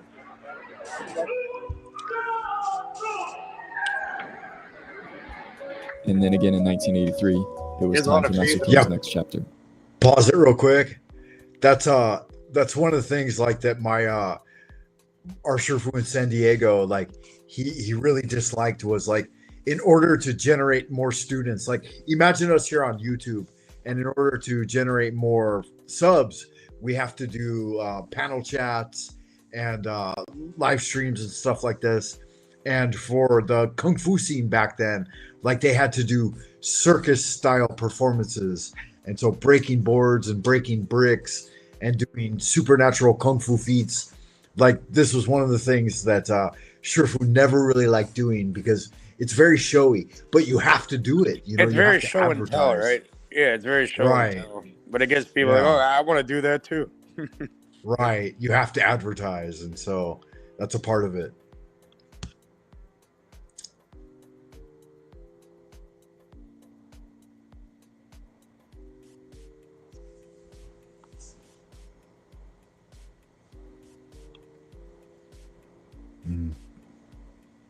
Let's see a little more of the video. Yeah. And opened his next school, as well as another right across the Mexican border in Tijuana. He spent his time traveling between the two and growing his 2 newest schools. This is where he eventually settled and spent several decades teaching until his retirement. His schools still operate in each of the countries that he spent time in, and his students from around the world have fond memories from all the time spent with Master Kim, whether brief or extensive. In 1992, Master Kim officially formed his own federation, the Jongdo-ryu, using the skills he learned from his decades of experience in Taekwondo and Hapkido, in addition to his own techniques and style. First, let's break down the meaning of Jongdo-ryu by looking at each individual character in both its original Chinese writing, interpreted through Korean Hanja pronunciation, and modern Korean Hangul. The first character, similarly pronounced Jong in both Korean and Chinese, translates to center or balance. The principle of this concept is the meeting in the middle of all elements. All positive and negative energies sum to net zero. This is related to the Hapkido principle Hua, which represents sum and harmony. The Jung also represents the marrying of Taekwondo and Hapkido, the 2 arts that Master Kim used to create Jongdo-ryu. This principle is also about remaining in the middle when conflict is present. Master Kim once told me, "Only the wind knows where the wind comes from and where it goes. I will not stand in front of those winds." Wise words.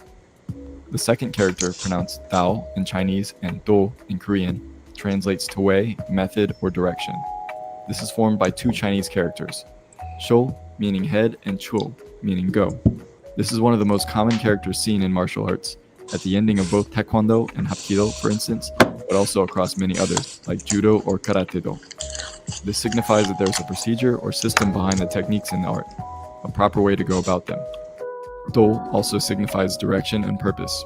In the words of Master Kim, to achieve right direction, humans must achieve harmony at 3 levels: thoughts, feelings, and actions.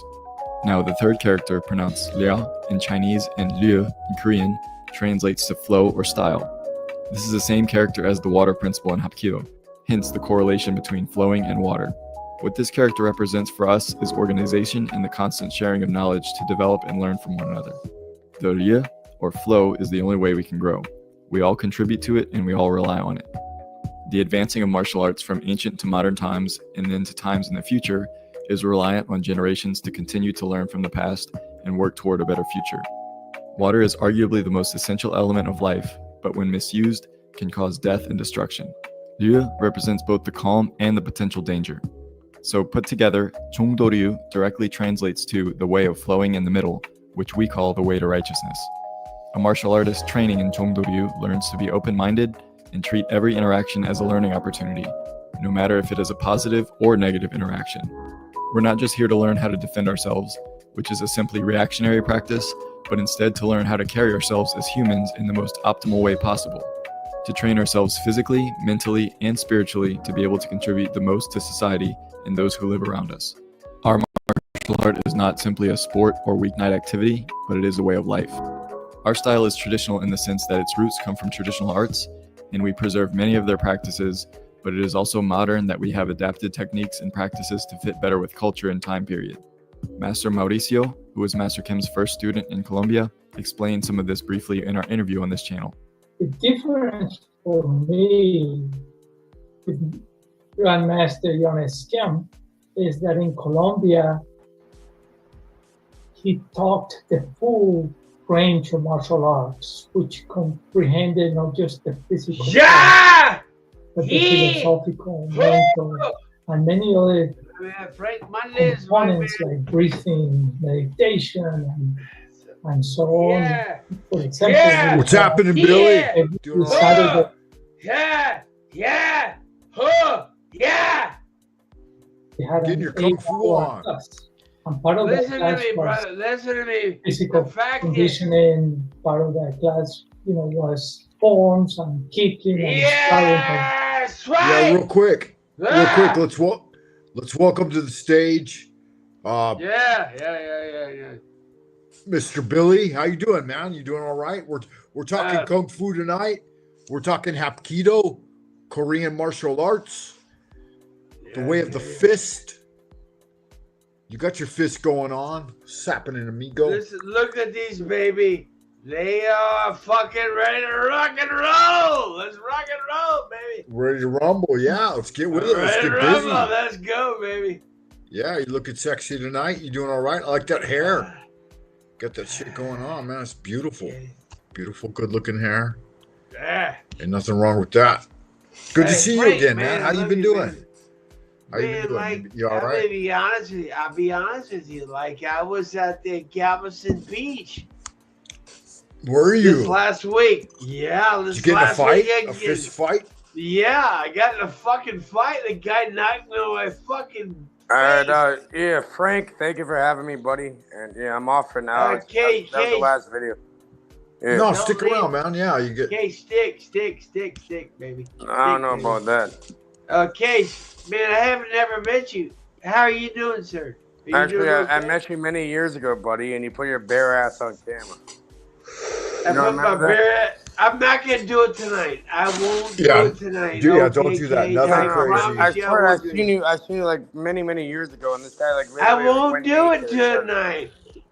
Yeah, no bare ass, no crazy shit. I don't know, promise you I buddy, but won't. yeah, thank you for having me, Frank. Well, okay, Cage, goodbye. Well, then, goodbye. Billy, Goodbye. see you, All buddy. right, let me give you a second. Cage, yeah, I really.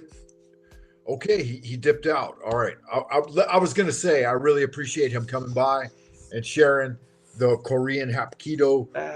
He's Okay, got to so learn to let's roll with go. the punches, though. Okay. Like, let me tell you, Billy, you This can't right here. you can't spout all that, all that horse shit of I meditation. swear to God, I can and letting defend go. myself. I Yeah, would and kill this- some. At If the I same have time, to defend myself. like, why is he scared of you? Why is he scared Because, of you? I don't know. Because you showed a little ass crack one time. I mean, where's the harm in that? Who's that? Who is that? What is this?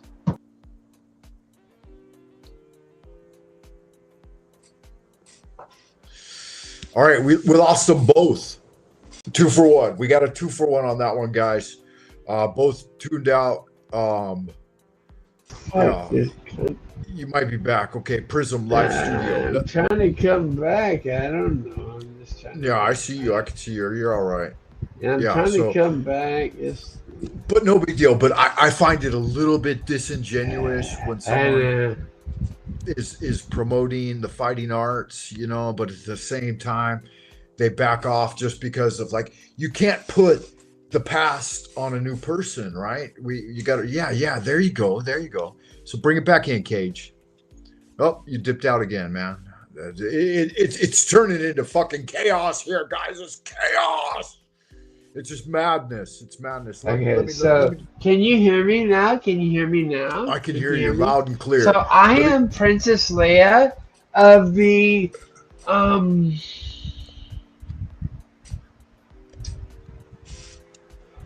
Rebel Force. You're looking good. The Do you know Rebel Frater Force. Sal Smith? Are you familiar with him at all? Well, not really, but Brother whatever. Brother Sal's a good man. He's a good man. I am about the Rebel Force, and that's it. I mean, like, Fuck yeah, rock on. Yeah. Rebels revolt, right? Because so Billy, it's the 100-day challenge. You got to challenge yourself. Well, what kind of do challenge 100 do I have days. to do? What do I have to do? 100 days of Like concentrating. not eating or what? No, or none of not that eating shit, pizza man. or anything. 10 minutes a day. You got to concentrate on disciplining yourself. Okay, just I'm gonna for put 10 my minutes. face up here. Hopefully, I can do it.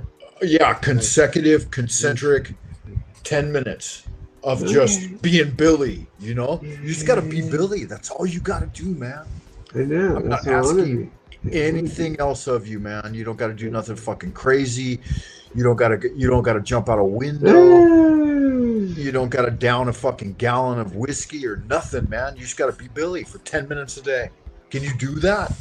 Can you embrace I'm gonna be honest with you, I'm 50. I just turned 54 years old, like a month ago, and I will definitely try my best. Dude.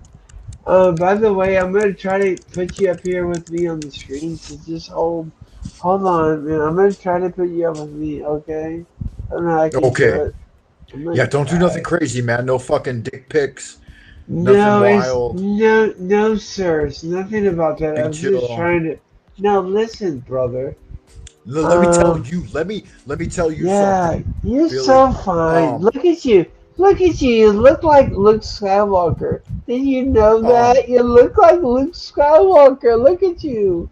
Cage reality is a little bit. He's a little bit apprehensive. Yeah, I got my fucking lightsaber out, man. Cage reality, he's a little bit apprehensive of you. Yeah, he thinks that you might be a misanthrope, troublemaker. I'm not. Yeah, I know. You got shit to do, man. You got your shit going on. No, it's not about. I got nothing to do with, except what I want to do is be hanging out with you guys. That's what I want. Okay. Yeah, that's good magic. So we're gonna fix it now. You ready? Let's go. Yeah. Let's go. Let's go. Well, I'm gonna. Okay, so guys, we lost him. He boned out, and I got a banana here. It's a Dole banana. It came from Guatemala or Colombia or something, and I'm gonna enjoy this a little bit. I got some beautiful coffee beans from Colombia. Really, really wonderful coffee beans. I've been brewing up some really dynamite coffee, And it's a wonderful thing to see all of you guys out there in Happy Land. Let me do the channel updates real quick, right? I am your Grand Wizard of the Esoteric Order of Dagon, friend and well-wisher, Frank Monday. Quick shout out to Frater Sal Smith for all his help here on the channel, man. He's done good magic recently. Really, really big stuff. 100-day challenge, Way of the Psyonic Agent. We went through a lot of things over the last couple of hours, man. We did the tea ceremony with some babahuni, which was a really wonderful, beautiful thing, and it gave us more insight into the divisions of how the tea ceremony works. You guys got to get on top of it, hit that like button, keep them barking like Pavlov's dog, and let me go ahead and show you guys this banana. Look at that thing, man. Can you see that, Billy? I'm back, baby. Are you there? Are you there? Yeah.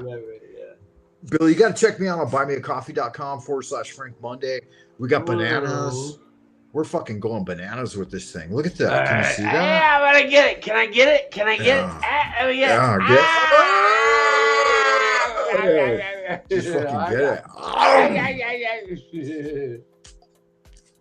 I'm gonna bite the fucking tip off is what I'm gonna do. Hey, the fact is, you're a good-looking man, just like me. We're good. We're great-looking men, and you know that's what happens. Is you know we get over here and we're just over here to try to make some money, man. Sometimes people feel threatened by that. You know what I'm saying, Billy? Yeah, they see you coming on with your belly and your hair and my your shades. With my belly and everything. Yeah. Let me see that belly. With my belly, with my big belly. Yeah, there it is. And he's like, oh my God, what the fuck am I there? There it is. And you know. Some people feel threatened. They feel inhibited, you know? I know, because I am actually a real man. You know, yeah, they can't deal with it. Yeah. It's a scary thing, you know. You show up at the party, Frank, guys like Flow State, they want to backstage you, and they just fucking can't hang. Look, Flow. I saw him. No, I saw him. No, to fucking defend him. That fucking he shit on you, bro. I don't like. Here's the thing: is listen, Frank. I play guitar. I can play guitar. I can play guitar all day long. Like a fucking madman. Yeah. But guess what? He can't. He's just all over with his. He's very smart. He's a very smart man. I mean, he's really smart. And he's handsome. He's handsome too. Yeah, he's a good-looking guy. That's a huge part of the appeal. There's nothing wrong with that. Nothing wrong with that. Nothing wrong with that, and I love him very much. I love that guy. What do you think, Frank? I love Flo. I love him. Did you see Jack Talcott on there tonight? Yes, and I was so jacking with them. I was like so jacking with them, like back and forth. Yeah. I swear to God, dude, I was like back and forth with them. It was too funny, dude. I had them like reeling, dude, like this. Yeah, something's up with Jack. Will we ever get him back? Like Jack Talcott, you gotta think, man. Do you think Jack's gonna get to Washington and talk to Trump and put an end to all these fucking wars? These people being slaughtered all around the world. Do you think it's gonna happen? No, I don't think Trump's gonna do anything about it. I don't think Trump's gonna do any goddamn thing about it. I think he's all talk, no action. That's what I think. It's not the Trump question. It's the Jack Talcott question. Did Jack Talcott get something done? Like what does he want to do? Like, what is his plan? Like, his plan is basically this. Let me break it down to you. I've been listening to it for the last year. Like, for real, man. He wants an end to secrecy. He wants end of secrecy in government. Okay. And he wants an end to all wars. Oh yeah, man. Like, I'm so on top of that. Like, I want end of all wars. That's truth. That is truth. Are you okay with that, Frank? Are you okay with that? Yeah, absolutely. If we gotta like Frank, man, you know how sexy you look, man. You're so fine. Let me ask you a question, Frank. Let me ask you, so fine. Your face is so like. I just want to grab you. I want to grab you. I want to hug you. I want to kiss you and everything. Anyways, I know. What do you think about everything that's going on? In your opinion, with okay, so we got freedom. Yeah, we got freedom, but with Trump's coming in and with the tariffs and all that, what do you think? What do you think, young man? Well, honestly, like here in China, I'm in China. Do you know that You're I'm in China? He's in China. China. It's huge. It's huge. It's really It's big over huge. there. And they're gonna wreck me. And they're gonna no, I'm just kidding. The Chinese, I gotta people. take my shirt off. No, I'm just Yeah, China. Me. The Chinese people, they think that Trump is, they kind of, the general folks, they think he's kind of an asshole. But here's the thing. Here's the upshot of that. They appreciate a strong leader. They thought Biden was a pushover. Biden's son came over here and he smoked crack and he hung out with hookers. Very and they thought that pushover. they thought that was hugely, And guess what? huge. I don't They thought that like was it, hugely. and we didn't like it. We don't condone Didn't like it. Yeah, and They thought it was hugely disrespectful to the American people. hugely. Okay, Frank, Yeah. Monday, where are you at? Let me ask you a question. Where are you at? Are you in the Far Beijing, East? China. You're in the Far East. I'm in the capital. I'm here with My God. with the big man. Trump came Are over you here during there his with? first Are you presidency. there with G? Are you there with Yeah. G? Yeah, G's yeah, right yeah, there, yeah. and he'll come over there and he'll be like, "Ah!" Yeah, I'm so close to him, man. I'm like within spitting distance of the White House. Are you in Beijing? Are you in Beijing? Literally, Because yeah. Beijing yeah, I'm in is like Beijing. okay. So what I understand is Beijing That's is where like I'm at. 60 million people. It's like huge. It's huge. It's like the biggest fucking place you can ever think of. It's the like- biggest city in the world right now. It's China, Yes. China. Yeah, It's I would China. say China. Yeah. Like when China. you, Billy, if you come over here and you're in a restaurant, I and you won't come see over there, but yeah, if you do though, and you're in a restaurant, you're eating a steak, and you see a duck looking at you, and you say, "Why is that duck looking at my breasts?" Right? Why is that duck looking at me? They will say, because it's a Peking duck. It's peeking at you. Peking. Peking. Like I watch people from like Thailand. They come from Russia to Thailand, and they're like showing China. everything in China. Yeah, but not China. This is But China. not China. China. I know. No, China. the ducks are peeking at you. We have peeking ducks. Frank, hold on, Frank. Are you really in China right now? Are you in a hotel room in China? For real? I am, yeah. I am. This is my For hotel. real? That's your Chinese hotel? You're actually in China. It is. It's beautiful. That- And this thing cost me approximately $15 a night. It's about $15. You know what a pack of cigarettes cost me? $1.25. Pack of smokes, That's it? $1.25. That's it? Big beer like this. Big beer A like dollar? this. $1. Yeah. $1.15. $1.15. Big beer. Big German beer. Wow, that's a 24-ounce beer. That's a big beer. Big. Yeah, It's like two beers in one. It's like two beers in one. So, like, spending variety over here, like spending power is far more than the U.S. What's a pack of cigarettes cost you? I know you don't smoke, Billy, but if you did smoke and if you took a cigarette and you sucked on in the it, States, they're like $10 a pack, right? Like, where's my cigarette? It's like 50 cents a cigarette. No, I have a cigarette. No, really, like I bought some, but yeah, it's like really expensive. Where's the one I bought? I bought like cigarettes. So the last Anyways, fellow that was here, he was talking kung fu, and I know you like kung fu. I know you're a karate dude. You're a karateka, right? You really enjoy that shit. Yeah. You're a fighter. You're out there every day fighting. You've got an electric bike, right? Yeah. Yeah, I have it. What do you got there? Okay. Don't whip out a big giant Oh dildo. yeah, You don't I have found it. No, I found it right there. I found it, man. I found it. What is that? Look What at is this, that? baby. Look. $1.29. Nice. Yeah. But you get. Yeah, that's not a bad price. No, I'm That's not not a gonna. bad Like, price. everybody says I'm gonna like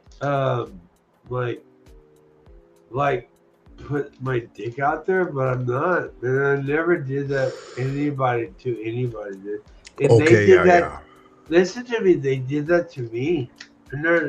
Well, see, that's not necessarily. I never did it to I them. mean, YouTube doesn't need to be so repressive, you know. Like somebody shows cock and balls, it's not the end of the fucking world. Okay, you know? okay. Look at me, Frank, right now. Yeah, Who do I am. I'm looking right at you. No, right at me. Yeah. Who do you think I look like right now? Right now, you're Kurt Cobain. Actor. No. Yeah, you do. You do. Miami. Think about Miami Vice. Miami Vice. What was that dude's name? Vince.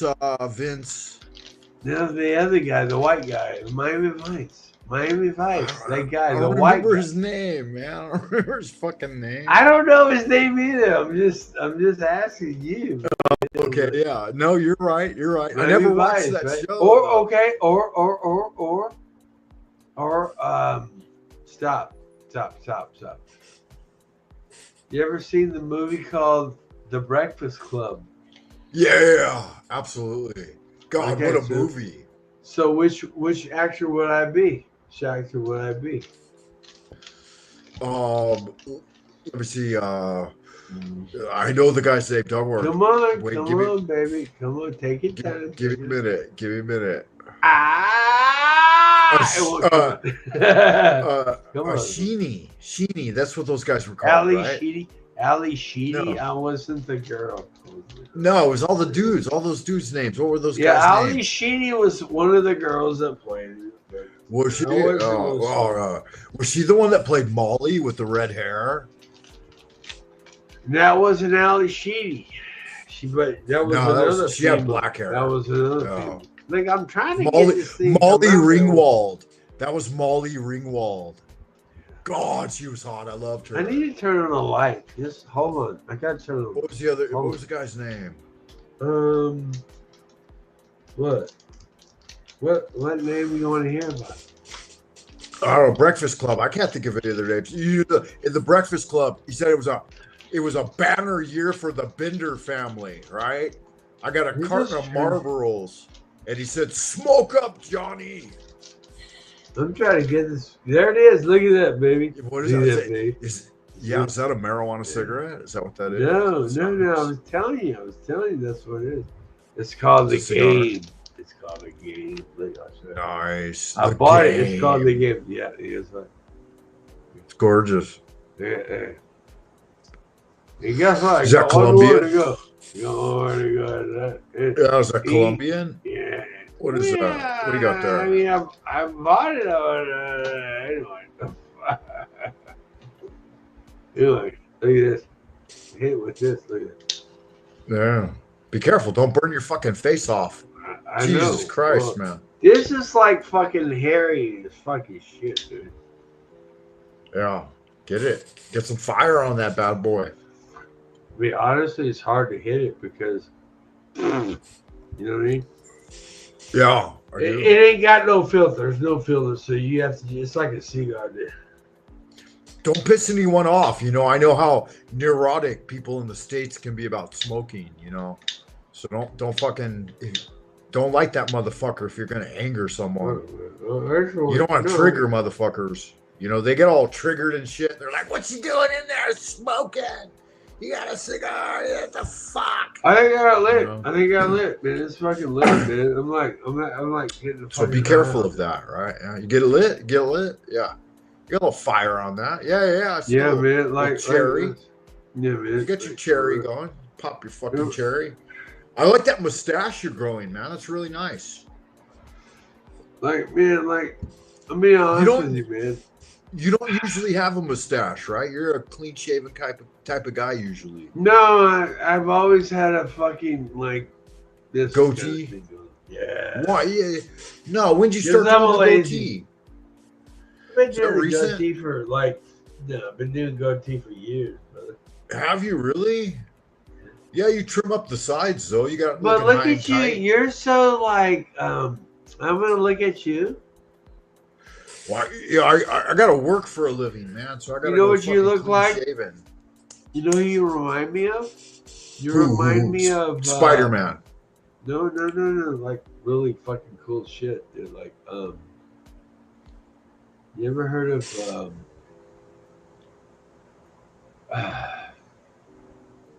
Aha? Aha. That was a band in the 80s, right? You ever heard of Aha? Yeah. Aha. What did they do?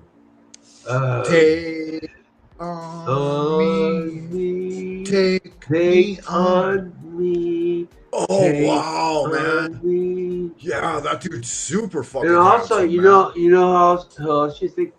I think That's a high compliment right there. You I can also appreciate that. okay. Another high compliment, brother. Pet Shop Boys. Pet Shop Boys. Really, Pet Shop Boys. West End Girls. Yes. Oh yeah, what a song right there, man. That's taking me back. That was the magic. You take right? like 3 hits off this, you're fucking stoned, dude. Like not stoned, but like you're getting hit. Hey, she is Zephyr. Hello, baby girl. Good morning. How you Yeah, doing? good afternoon, good evening. Yeah, it's morning We're here. Yeah, we're talking about the Pet Shop Boys, West End Girls. You like Oh yeah. that song?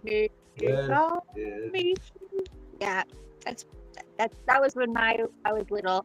I like was watching MTV. Man, this shit will make you like fucking trip. Like I'm not like a nicotine person, but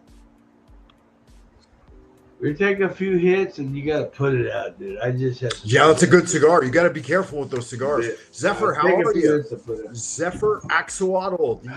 It's voxel, not an axolotl, the- but I do like axolotls. Yeah, the swimming salamander. Long time no see. Cool. Seer some of stickers. trees. Yep, I'm a metaphorist. Wow, what does that mean exactly? I'm a diarist. I do metaphors. I like write metaphors, and it's also a play on words because like metaphorist, get it? Haha, forest. Yeah, I get it. I totally get it. So I can see the That's forest fucking for the awesome. trees, and I can see the trees in the forest while I'm in the forest writing metaphors. Can you give us a metaphor for Billy Wayne Norwood down there? He's laid back. Yeah, right? I'm like I've got a fucking high on me. Metaphor. Sipping on gin and I'm juice. I'm high on nicotine and fucking. I'm gonna tell you the truth. I'm drinking. I'm drinking. You know what you should Juice say? Force. Down in the toilet. Kumbachi. You're hot. I'm drinking Juice Force. Like guys, Yeah, like, let me show you. Billy Let me is show down you. in. I'll show you. You're down in I'm Texas, drinking, right? Like, Austin? yeah, I'm in Austin, Austin, Texas. But Texas. look what I'm drinking. I'm drinking this, dude. This shit will fucking rip your fucking head. Dude. I'm having Wow. strawberries. It's like 9.5% alcohol, dude. I'm just. Yeah, it's good magic. So we're talking about ritual. Zephyr, do you have any specific rituals that you do each day? Like you wake up, you praise the Lord. What kind of things do you get into? I don't do anything like regularly because like regularly, I mean, I don't hold myself to every day because I can do like almost every day. And I don't like to behave in a way that's predictable. So, so yeah. But there's a few things like when I'm in the shower. When I shower, I always do like a cleansing. Like I like to let Okay, the water. wait a goddamn minute. Do you have a loofah? I love you, Yeah, Zephyr. I do wash, but it's also like I'm washing my soul too. You know, like all Right. the Right. Yeah. away. And then I Me also at the too. very end, I think positive Did- thoughts, and I let the water take that too. Did you ever see the 1980s movie Stripes with Chevy Chase? And Oh gosh, I don't remember it, but I'm sure I saw it. Stripes? Oh my god, we're going to Stripes. I love Stripes. yeah, he there was a scene where the sergeant, the drill I sergeant, know. was- The loofah! The loofah was a loofah! I wish I was a loofah. That's right. The last movie that I saw with the was Stiller in it, and he went out on a date with a girl, and then he went back to her house and he had spicy food and he had to shit really bad. He went in her bathroom Okay, and yeah. that was so funny. Yeah, he took him into Czechoslovakia with an RV, a military RV. Yeah, and you And he know said, what? It's like going through Wisconsin, right? It's Did Czechoslovakia. you know that it's nothing. was a Winnebago? It was a Was it? Winnebago. Yeah, it was a Winnebago. I like traveling. Yeah, it was like What a that beautiful was- thing. Yeah, man, it was the actual Winnebago, but they transformed it into something that was that. Yeah. That was I want to gnarly. ride in South America, but you have Oh to my take a God. ferry to get to the Panama Canal. And you would think it was because of the Panama Canal, but it's actually the wilderness on the other side is like impossible to drive across. Is that just south of the Gulf of America? Is that where that's at? Yeah. Yeah, that's Whatever good it's magic. called. J.D. Vance was down there recently, and the Pope died in his. Oh red my shoes. god! I know we heard Yeah. about that. What do you Right? think about that? What do you think Well, about Fuck, that? man, It's crazy. it's prophetic, right? crazy. It's There's a grand prophetic shrine as hell. right now too, and that's very interesting. I can't I was even planning believe on. I've got my candle lit. I lit my incense, and I was gonna just do a little bit of meditation. Like I have a piece of obsidian, and I was just gonna do a little bit of Reiki. As well, you should. I mean, fuck. Those guys are up to big magic, right? When they can just walk on the scene. Here's the And thing. Well, it's a big portal right now. So it's Zelensky like, rolls up in a ball with his diaper on, sucking his fucking thumb and banging his rattle, and then the Pope drops dead. I mean, these guys are nothing to be fucked with, right? yeah, All the witches I'm not are out there with them, but forming circles and perfect. covens, and it's hardcore. It's hardcore MAGA, right? They're fucking getting it. I'm like, make alchemy great again. Come on, let's do it. Right. Well, But let's talk a little bit I'm more about the loofah. Like when you've got the loofah, is it all like upper body, rubbing the breasts, or I just scrub every surface that I can reach, and I Yeah. shave. So I shave everything that I shave. Yeah, And it's I good wash to. It's good to shave. I shave the face. Billy, he likes to I shave. tried to Yeah. shave. Like I shaved. You can tell me I shaved it up, and then guess what? I kept the old. No, it's Yeah, nice. It we looks call it really the, good. Well, yeah, Yeah, I tried. You look like Doc Holliday, right? You're my Huckleberry, right? Could be a Huckleberry, baby. And I'm Here's like, the thing I don't have any makeup on. I didn't do anything, so I don't care. But you Well, look, you No, look it's wonderful. You got fine, the Christmas lights. You got a disco ball. It's lady. party time over there. Zephyr, Party time you over look it. fine. Look at you, lady. Go. Look at you go. Look at you go. Like, I mean, honestly. I mean, look at me. I can go and you can go. We're all going.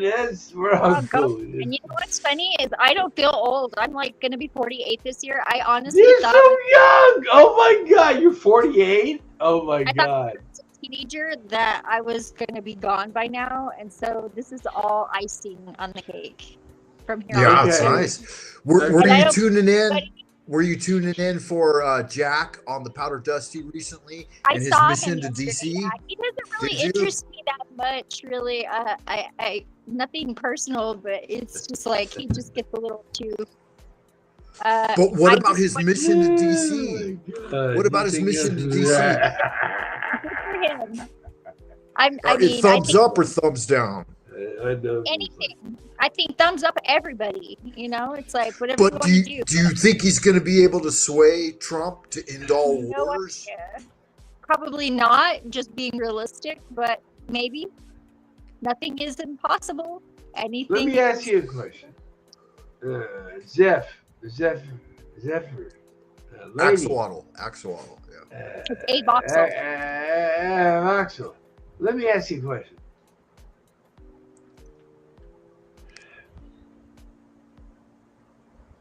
I'm waiting. I mean, like, for real, like, we were talking about, like, Trump and all that, man. Yeah. You know what breaks my It's a big heart deal. is? Like, My like mom's a for big fan. real.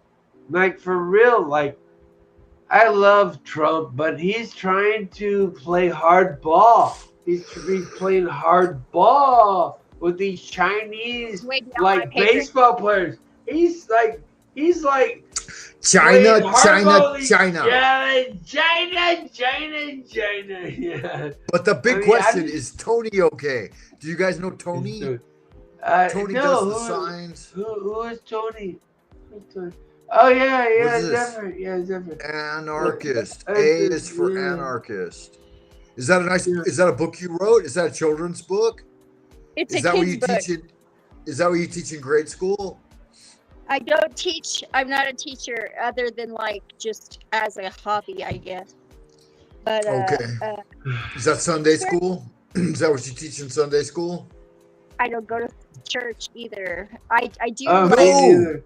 No, No that's church, okay. I don't okay. go to church. I don't go to church. That's either. okay. That's fine. You don't have to go to But church. guess what? The whole I world love. is I your church. okay. Let's ask Zephyr. Do you believe in Jesus my Christ? favorite. Yeah. Do you believe in Jesus Christ? Christ I your do, Savior. of course, and I Okay, believe you in God. do. And I'm Good. a witch. You believe in God. Good. Okay, so okay. Like- Let's check out your book there. Peace, philosophy. Wait, hold on. showed us Sorry, the sorry. book. Yeah. Let's check out her book. My bad. I was yeah. trying to isolate her. So Yeah, that her whole you're thing fine. would show Yeah, up. Is yeah. that how I Go do it? there. You Okay, go. that's there how you I go. do it. Yes, sir. Yeah, Yes. there's the goat. Yes. The goat of And the Mendes. goat. Okay, by the black way, the goat of the woods with by the 1,000 young. way. And that's Yeah, by our what is it called? The day and the degree in astrology. I forget what it's called. It starts with an S, but it's a horned man. Satan. Okay. Satan. Shaitan. But this says, he goes, "Am I a goat or am I the goat?" Right. It's a good question. I mean, fuck, what are you going to do? Right? Okay, so what do you? I'm Because, gonna like- ask. I've got to ask Frank. What do you? Go think? ahead. What do you think? I'm gonna ask you, I- Frank. What do you think about the whole 420 and what's going on with everything in the world? It's up to you. Well, I got to be honest with you. A lot of people are anti-Trump, right? And they think that Trump has fucking grabbed cock and left everybody else holding hairy balls.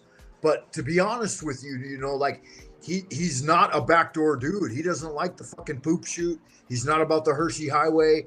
He's getting in it to win it. And his original statement, right? It's MAGA. It's a tetragrammaton. It's like the Yud Hey Vahe. It's make America great again. The Chinese, they're fucking reeling, man. They don't know what's going on. They're pulling their goddamn hair out. I'm over here in China. But Frank is in China. Frank, you're actually in China.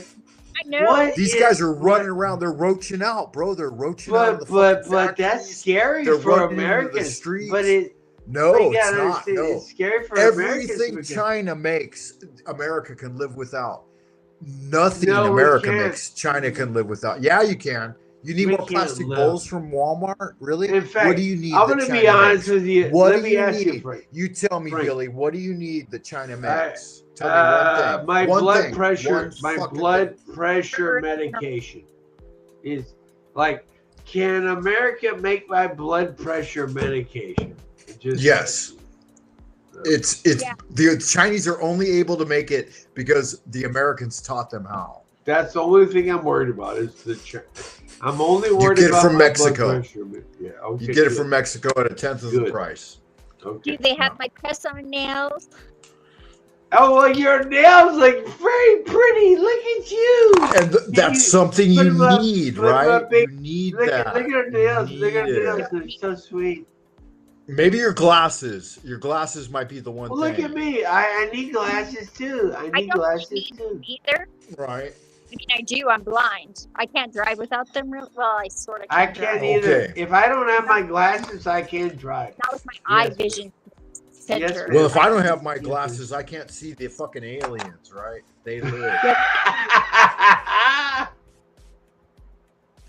I gotta have my glasses on to see those motherfuckers because they're out for. Okay, so I mean, back to brass tacks, right?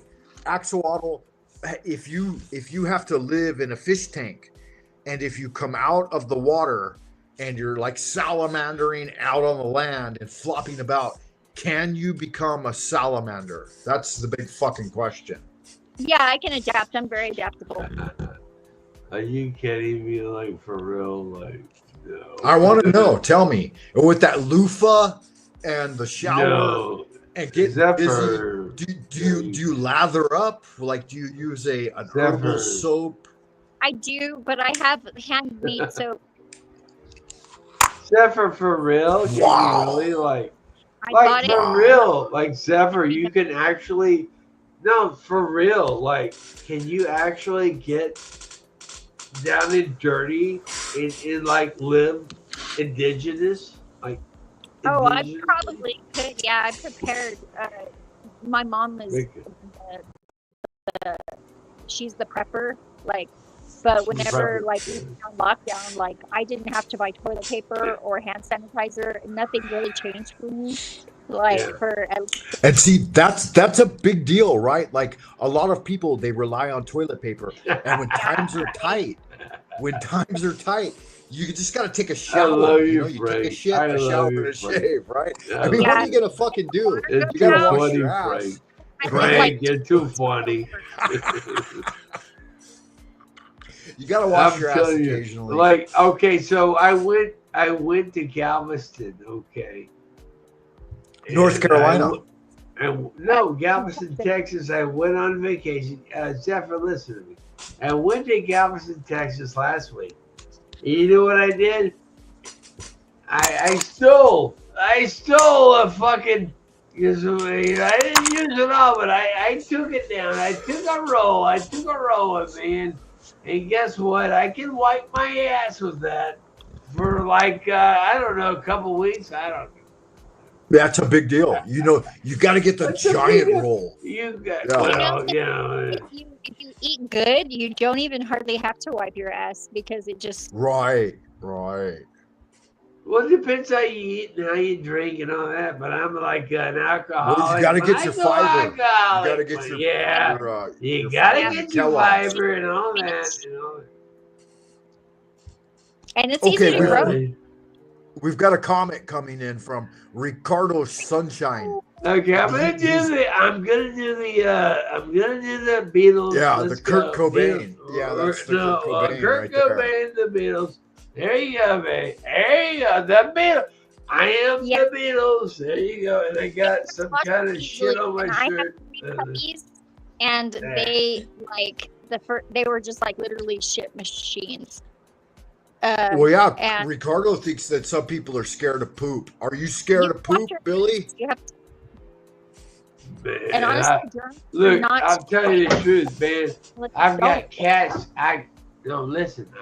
When I take care of my cats, they shit right there, and I just scoop it up I'll scoop it up, throw it in the trash, Right. and I just continue to help.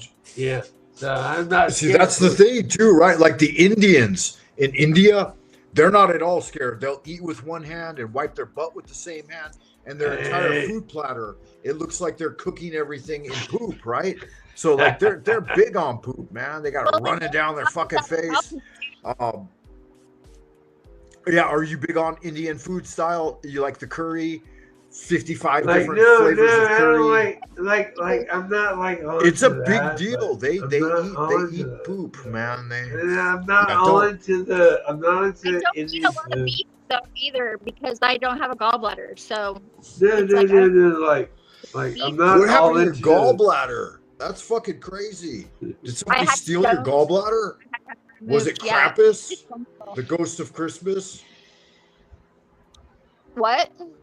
Did Krampus, the ghost of Christmas, steal your No. gallbladder? No, it was surgery. It was like it was probably like close to 15 years ago.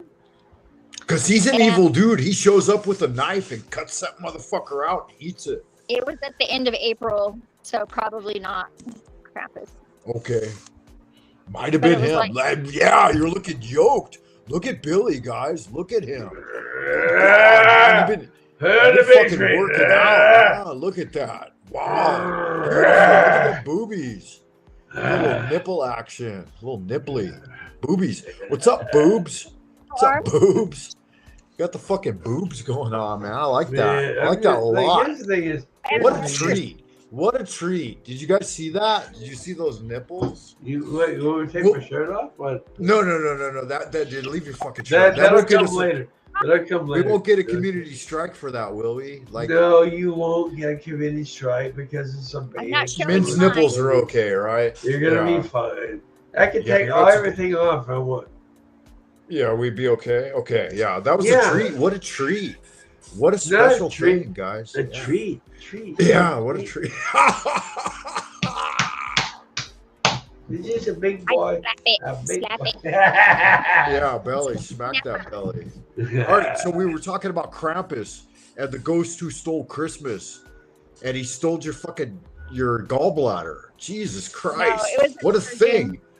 What about your appendix? Do you have your No, I appendix? still have it. But I can't eat How about any sort of like cheap meat because it Okay. like right through me. It like I'll like flush a bunch of acid through and it's not fun. So I So it's just got to Yeah, be yeah, yeah, USDA Prime or nothing, right? Yeah, like, eat meat. like for real, like when that shit goes I hear you. through I hear you. I like I'm listening to Zephyr. I understand what you're saying because, man, I have It's to be splatter careful. ass, right? No, it's Splatter like ass. you gotta be careful because I'm gonna be honest with you, Zephyr. I am an alcoholic, so when you see this, this boy come up here like that. You know what I mean? Like, What do you got I'm there, just Billy? saying, Is that? I got like an 18 pack. I got 24 pack. I got 24. 25 8, 25 pack. 25 feet of rolled up dick I'm is what sexy. that is. I'm actually sexy. Yeah, that's smooth. that's Anybody 25 can be- feet of rolled up dick is what he's got there. I'm really sexy, but Anybody the- can be. My guy's probably older than you. Yeah, you see but- there? And look at his fucking hair. Look at Billy's hair, Yeah, man. He's got got a a full head of hair. That's a hard thing to keep at 50 years old.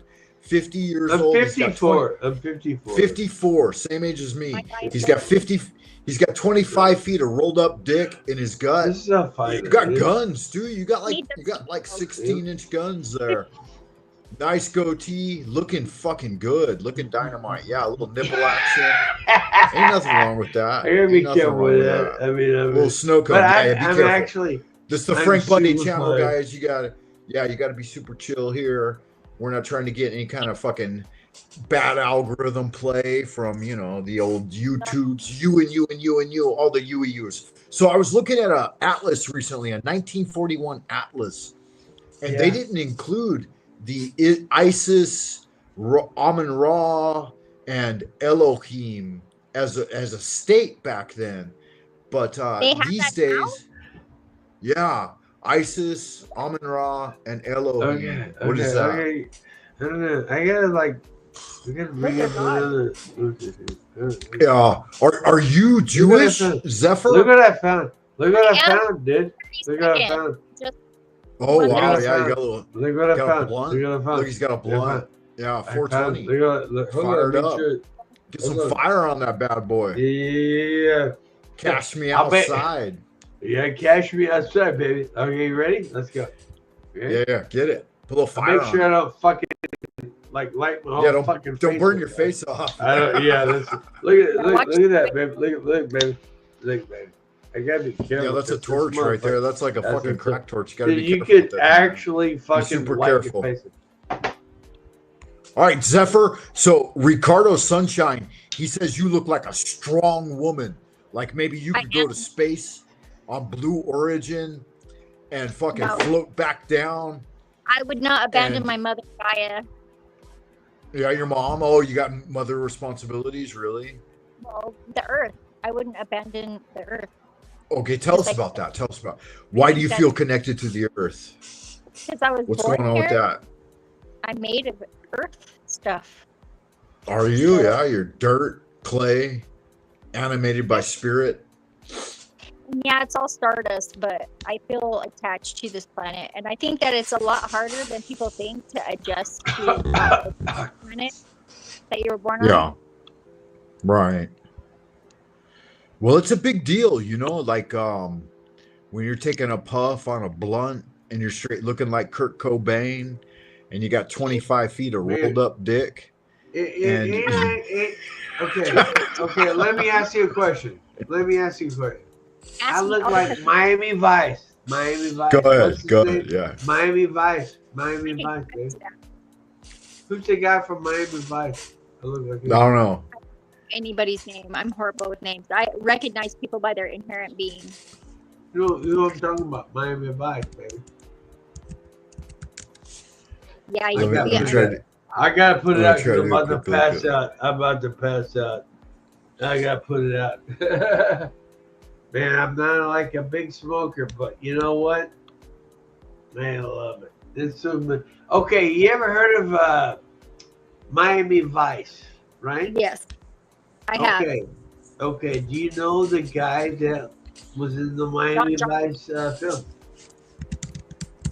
Who was it? Don Johnson.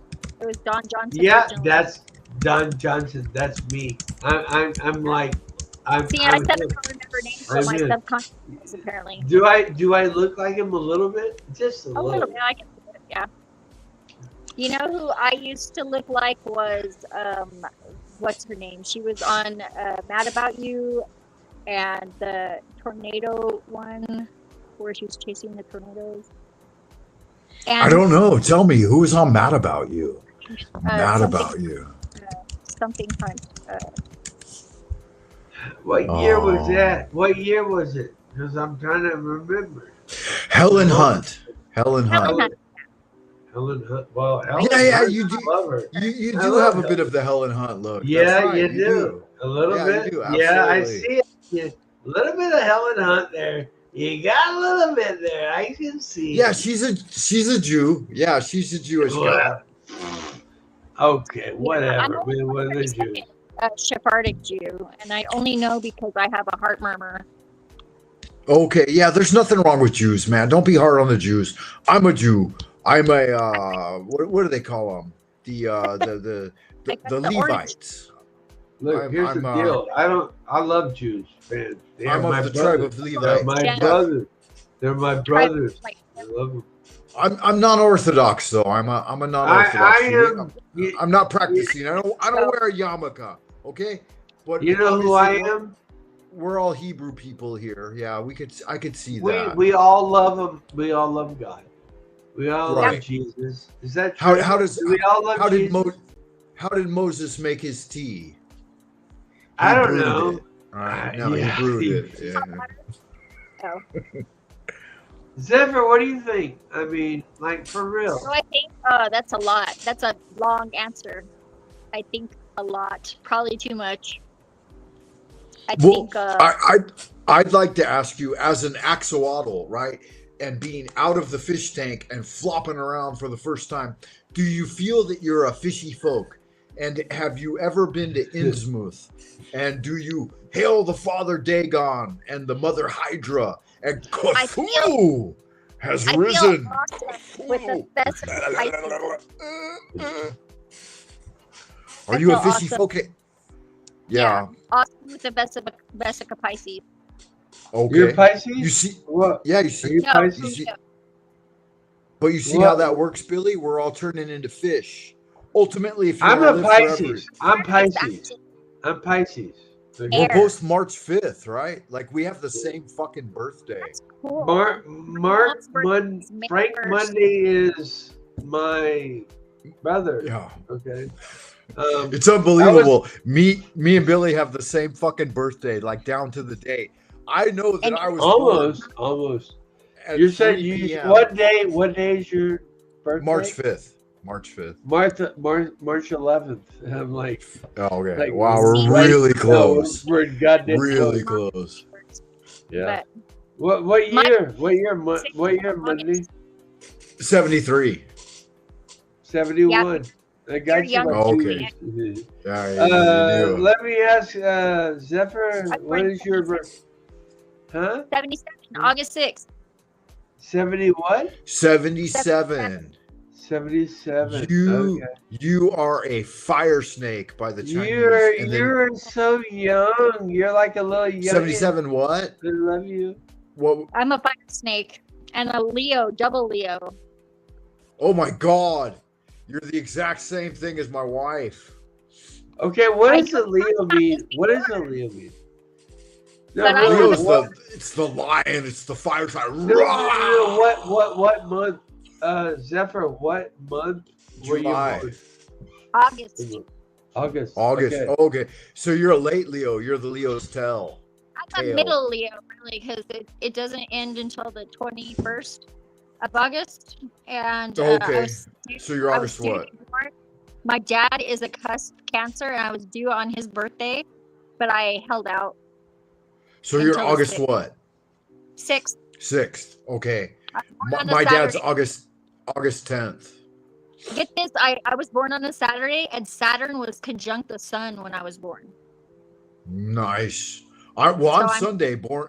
I'm Monday born on a Sunday. So Yeah. Frank Monday was born on a Monday. No, he wasn't. Yes, He born on a lied. He Sunday. lied. He lied to us. He wasn't born on a Monday. I've seen some other Mondays people with the last name Mondays recently, and I was like, no, I wonder if they're related.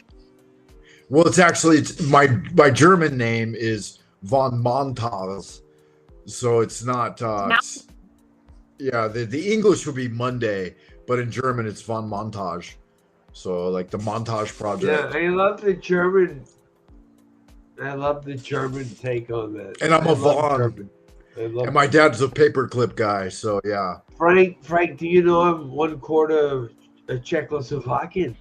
You can see, you can it's like see the, you can see the Yes. like the fineness in me, right? The It's like driving through Wisconsin. Yeah, What is man. Czechoslovakia? Yeah, It's not. I am like so driving through Wisconsin. Czechoslovakian, dude. Like I'm Winnebago. so fine, dude. Like I can see the fineness in you. You can see the fine.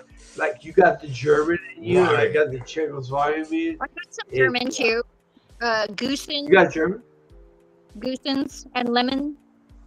Okay, nice. Yeah, I can tell you. You're a very fine lady. You're a very fine looking lady. I'm just saying.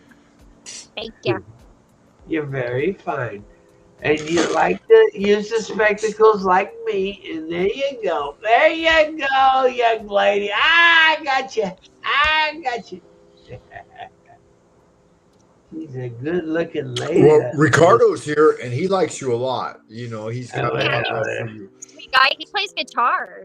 He's like, Well, I play guitar too. I mean, I used to, anyways. he's a cool guy. Hey. I think he's in the UK, but I'm not sure. Is he? Really? Wow. United Really? Kingdom, jolly old England. What do you? All of us are Americans here. We're Americans. We're not Americans. Yeah, like I was born in Austin, Texas. So I'm just saying. Yeah, Yeah. I was born in Farmington, the Four Corners, but I've lived in New Mexico like my whole life. New Mexico. Okay. That's New cool. Mexico. Yeah, that's nice. Yeah, Very yeah. nice. Right west of Texas. Yeah, nice. Yep. But my family Yeah, came very- from Tom Green, Texas. What's going What? on in Mexico these days? Yep, Tom Green, Texas. They were ranchers. They raised cattle. Where Well- Longhorn cattle? But Yeah, what part of? What was Tom I Green gonna ask you? in like basically East Texas first, Okay. I was, Well, and they came up Billy, through. Ricardo Sunshine would like you and to take my Zephyr. clothes off. I know. I No, wanna he would take like my- you and Zephyr Axolotl to do a little speed dating. So Okay, I will let's do it. mediate. Let's do it. I Okay. I will mediate. Go do some Okay, dating let's 'cause do I it. Let's do it. Let's do it. Yeah, have to I'll mediate, and you guys speed date a Let little me, let bit. me get So, sexy. Okay, there you go. Zephyr, you go first since you're ladies first, and you tell Billy a little bit about yourself, and don't include anything that's like baggage. We don't want to know about your old man. This is a speed date. You're out there. You're fucking in it to win it. You want to get the fucking hot rod nailed, and so pretend as if this is high pressure speed dating. You guys really want to fucking nail this down. Go ahead. pressure me. We're role playing. Hey, wait a goddamn minute. We lost Billy. You did Hold it on. wrong. We lost Billy. Billy fucking dipped Okay. out. This is not any kind of fun. I Hold on. intimidated. No. You must have. Maybe No. maybe his mom came in and she's Maybe it like, was "What are you paperclip. doing?" Yeah, he was jerking off. What do you got with paperclip? Okay. It's a gun-shaped paperclip. Okay, I think he's back. No, is he back? Are you back? Billy, are you back? What's up, He was man? back. What happened? Yeah, he looks busy. We'll put him up here. And yeah, we'll go ahead. And so what are the basic? There he is there. Good man. You got that fucking 25 feet of rolled up dick put away? You ready for action?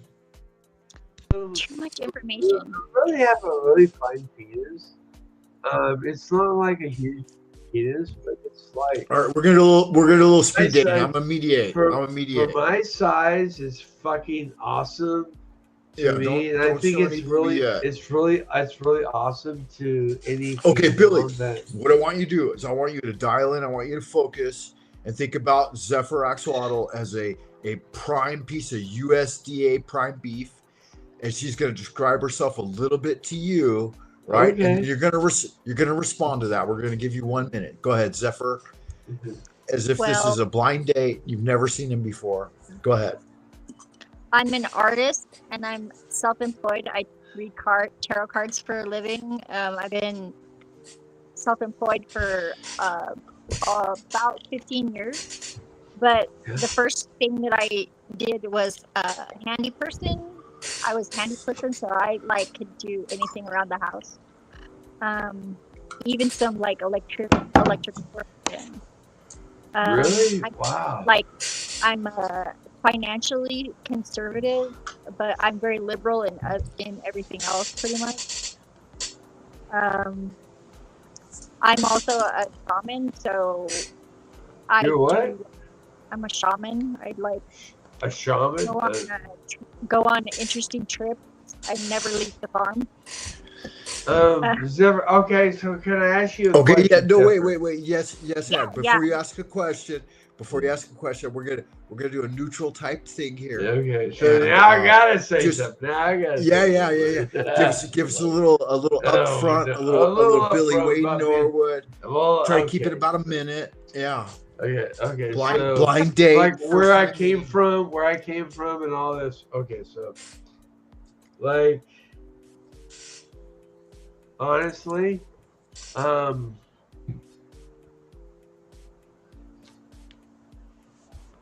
I like the movie The Breakfast Club, like totally, like I'm like so loving that, and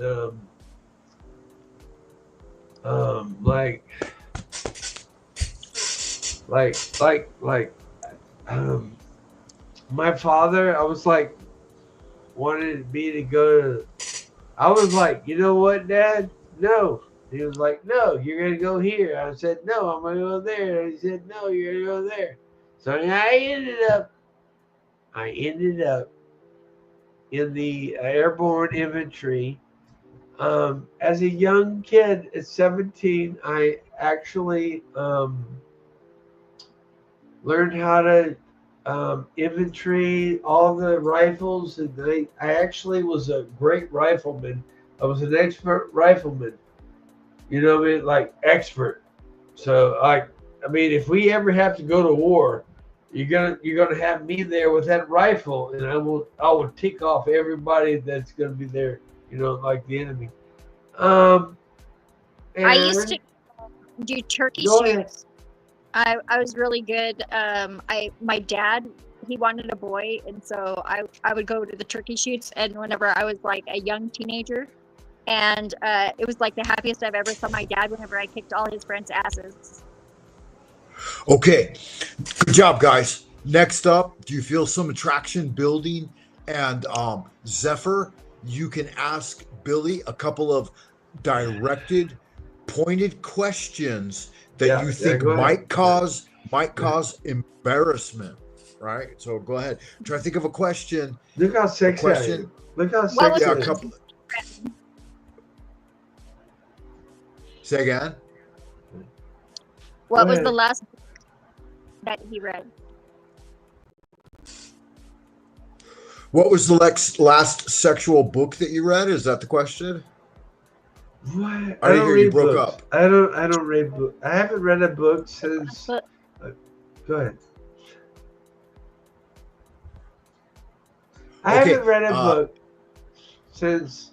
Actually, go ahead, give us. Okay. Okay. So ahead, I'll let you. us. And Zephyr actually may appreciate this. The last book I read was Neil Peart. He's a drummer from Rush, and he wrote many books, and I was reading his book. So I actually have his book right there. Yeah. Nice. Okay, Billy, your turn. I like Rush a lot, and I love. Yeah, baby, we're gonna get along real good. We're gonna get along real good. You know why? Absolutely. I was in a Rush tribute band playing guitar for like 10 years. All right, Billy, concentrate, focus. I know. Try to think of a question. Think of a question Oh. that you think, a question that you think might cause Zephyr some embarrassment. Go ahead. Okay, there's nothing that will take an embarrassment with her because she's a very nice lady. And look at the little puppy dog. Yeah, look at the little But puppy. this is a focused task. You got to try to ask something that you think will elicit some form of emotional response. Anything you like. Think. I would like the to depths. I would like to ask Zephyr. How many brothers and sisters do you have? None. We did have a foreign exchange student 1 year, but I'm an only child. You're an only child. Okay. Yep. Yeah, I've got a brother and a sister. Good. Well, you know what? Hello. And let me ask you another question, Zephyr. Where were you born?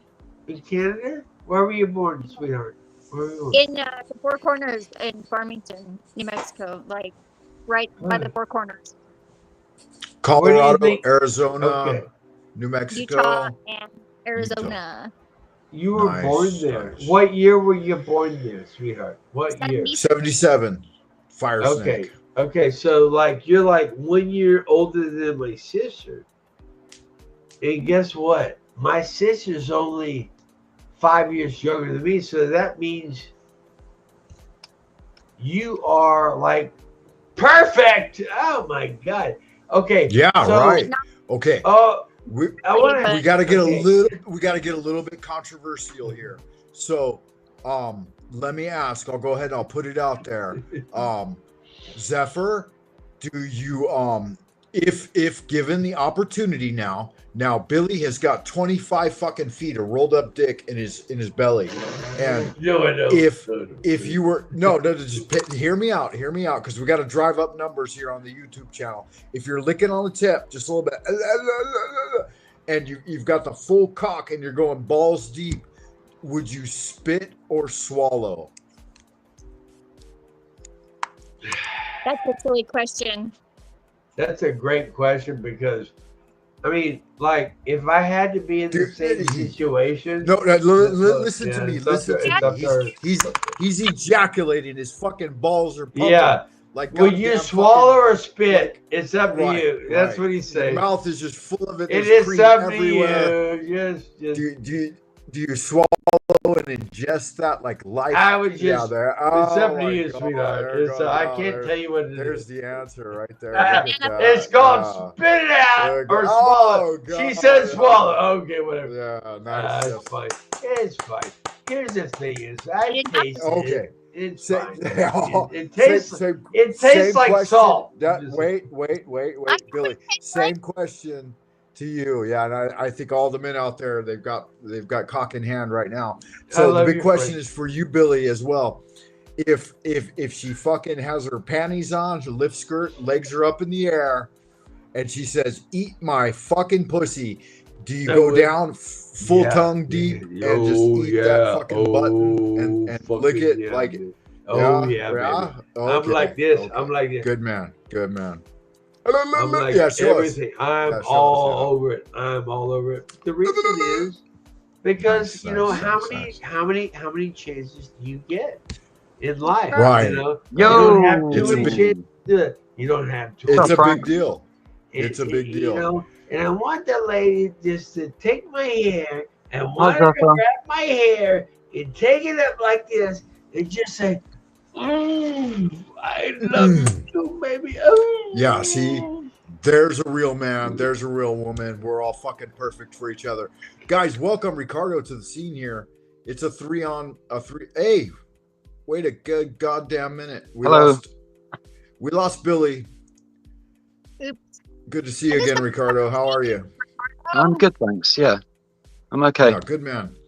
Bearing up. And you're a British gentleman from jolly old England, is that right? Yes, that's right. Born and bred Englishman. Good man. But Why did Billy I do dip have a out when you touch of- came on?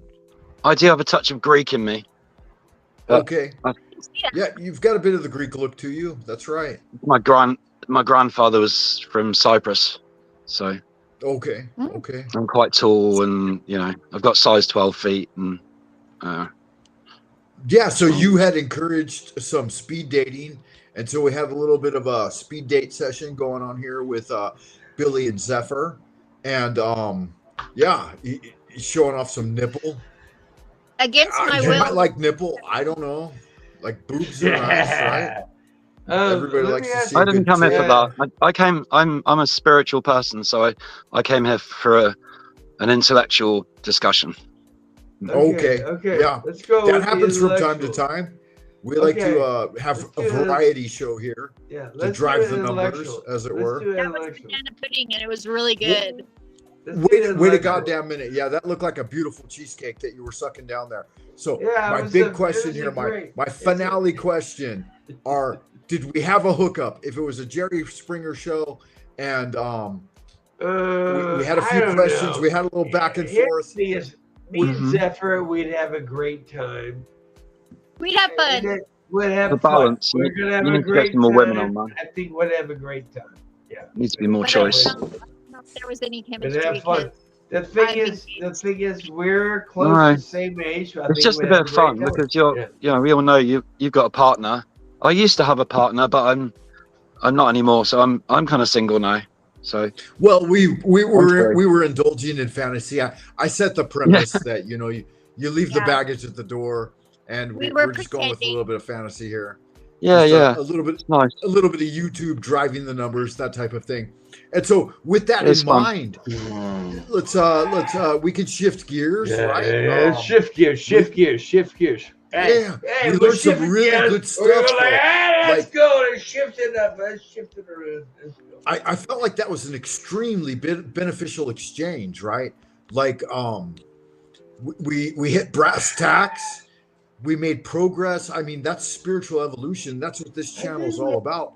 I So think we had a great time. going forward, Ricardo, welcome to the show. What would you like to bring into it that would kind of elevate things? And I mean, there's nothing higher than divine interaction of the masculine and the feminine in my mind. I mean, Mm. that's what brings life brings life about. But for you, sir, what topic might you have on your mind? Well, that's a binary, and you know, it's an obvious binary thing. You know, you've got two poles of the magnet, and they naturally attract each other, or they repel.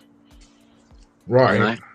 So I don't know, but like I think more people should be more spiritual and not so fucking materialistic all the time.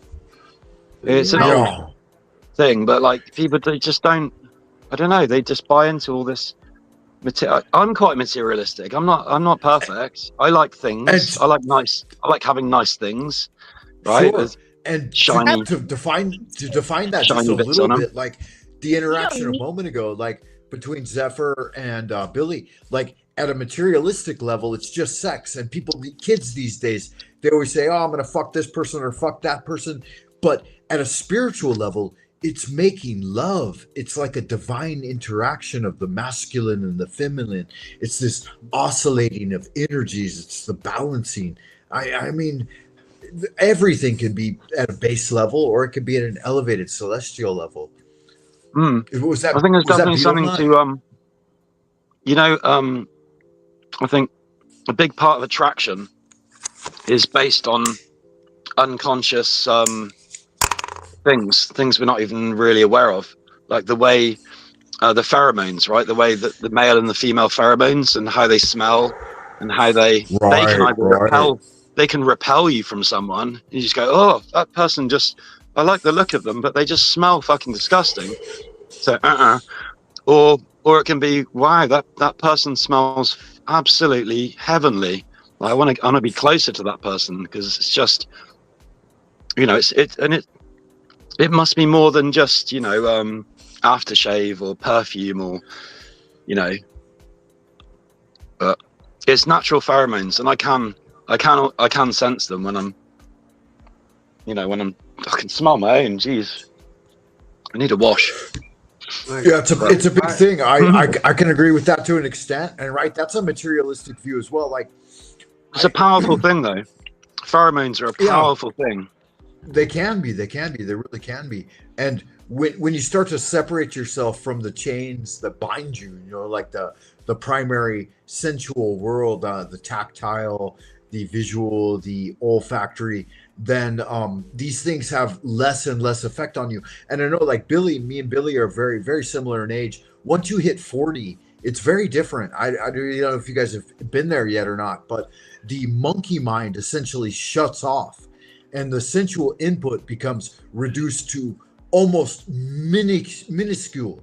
And so like those basic hormone functions become very, very irrelevant, and it becomes an internal calculation of spiritual ascension. And so your entire journey shifts. Yeah. It does. Frank, let me ask you a question, Frank. Yeah, sure. Frank, go ahead. You told me you're 51. Is that true? Is it 51, right? 53, yeah. We're all the same generation anyway. Frank, I'm 54. We're all Gen Xers, aren't we? Frank is my age. Here's the deal. Me and him are the same age. But look how fine he is. But look how fine I am. Guess what? 54 equals the finest age you could ever be. Think about that. Mm-hmm. And it adds up to 9, which is the most powerful number. The best days of your life are behind you, because they're not. No, because I think me and Frank actually have the best. I'd like to believe that. Like, we are actually... No, me and Frank, listen.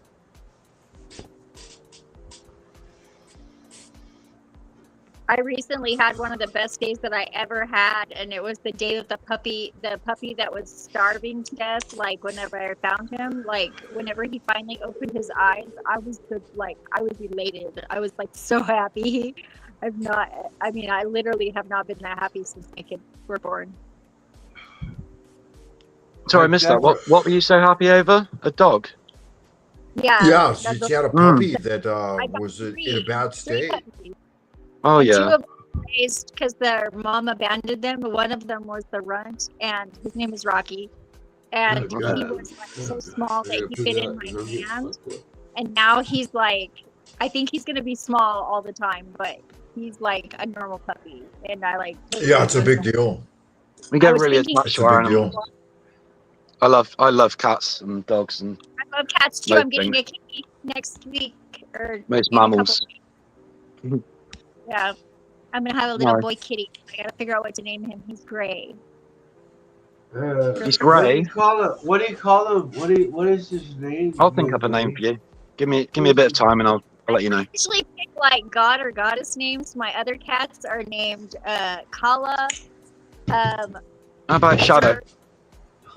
Shadow. Shadow? It's kind of generic, but Not obvious. I do have Copper as a dog, so I'm gonna go grab my cat. I'll be back in a minute. I'm gonna grab my Okay, yeah, he's gonna grab his pussy. Copper, and then I have Roscoe and Go get your pussy, Rock. man.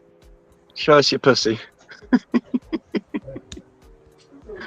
Fair enough. Oh, okay. Yeah, so we were talking about elevating things from the materialistic to the spiritual, and I think Zephyr makes a valid point in that, you know, some people will just abandon the pup, as it were, because of the necessary upkeep. You know, you have to pay for it, you have to feed it, you have to love it, and so she's taking a chance with the dog to make sure that he's cared for, and this is a kind of self-sacrifice. But when does a person know when it's appropriate to make a kind of spiritual sacrifice in order to do that? Okay.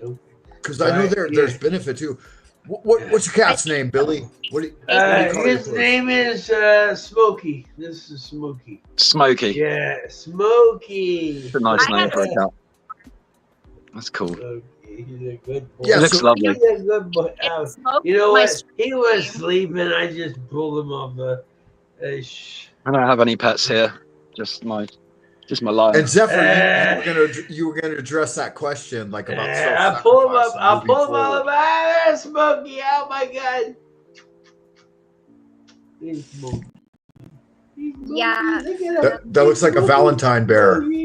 Yeah. Wild about you. Wild at heart. I bought it for my ex as a present for Valentine's Day, but she didn't want it, so she said keep it. So I kept it.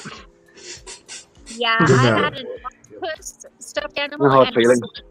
and the puppies like tore it to pieces. And I bought them a little pig too, and they've torn them up. Like, it's funny because I like stuffed animals, but I don't do anything with them, and the dogs just love them so much. I just cuddle them occasionally, and you know, they don't give me that much comfort, to be honest. I use them as a pillow. It's a good pillow for my head. It's really soft. Yeah, well, and you're still young enough. You can find a partner if you want. You have plenty of time. You're a good-looking guy. Listen to me, like a partner. Oh, you're never too old. Like, You're never too old to find love. Listen to me. No. Listen to me. Not, This I is mean, my I'm not partner. This is expecting- my partner, and I love him a lot. Ah, he's a good boy. I just had, just had some.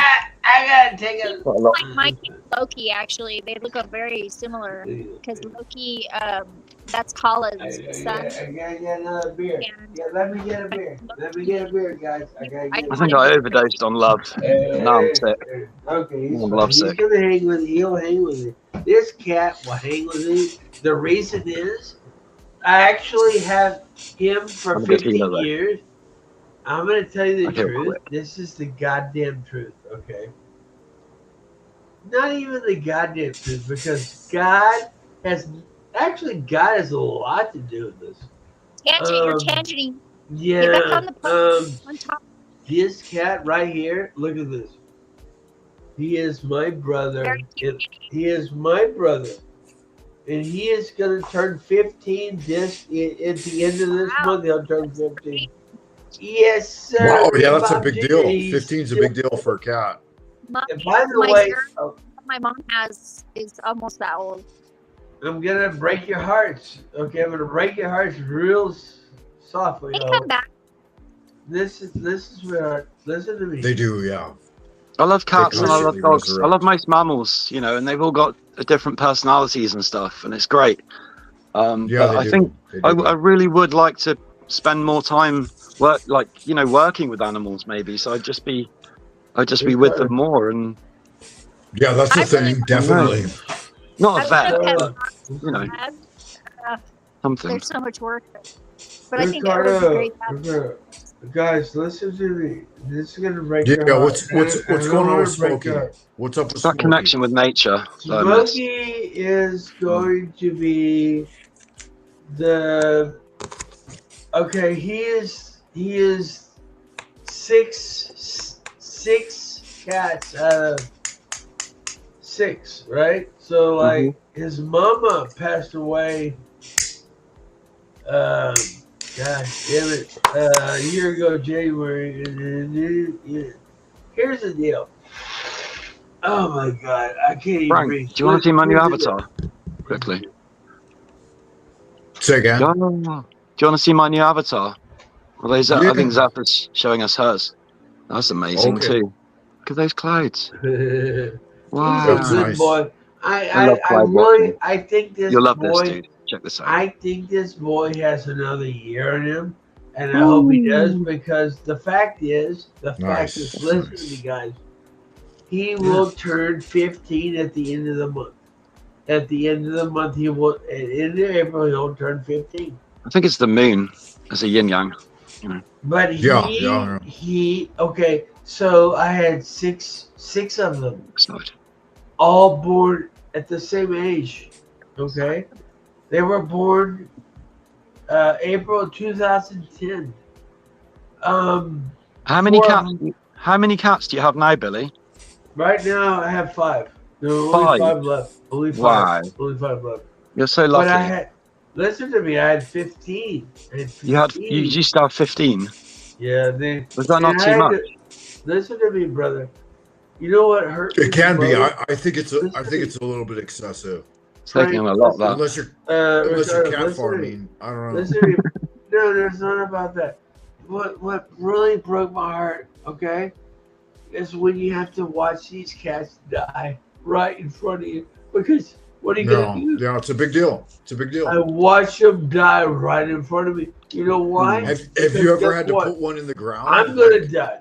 We are all going to die. Death is Guess inevitable. what? Yes, we Yeah. know this. So when you see your cat die right in front of you, like multiple times, it hurts you. It hurts Yeah. you bad. But think about this though, Billy. Bad. Would you rather have Billy? Would you rather have not?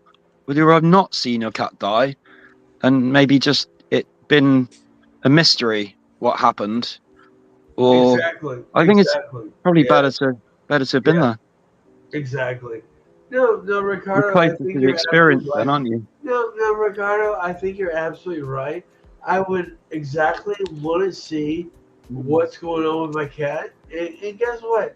It's going to be up to me, and that's it. You know There's no what? not knowing. If I can make it my cat that I love, and he loves me, okay, and I like brush him off like daily, like you know what I mean, like you know what that means to me. You know what that means to me? The world. I'm God. I'm God. You know, I am God to them. I am God. But listen to me. I'm not God, supreme God, but I am. The fact is, guess what? We're all just Guess fragments of the divine, man. No, listen to me. I am God with these cats, but guess what? There is a God above me that actually will take my life when he wants to, and he will. Well, it's a fact, yeah. There's a God above you and within you. And I'd like to tell you a couple of real quick stories with pets that I've had, and I think it can elevate the conversation a little bit spiritually. One was I had a Rottweiler that I got from a drug dealer in San Diego, California. And that dog rode with me across the country into the Tennessee farmlands, where I stayed with my mother's mother, so my maternal grandmother.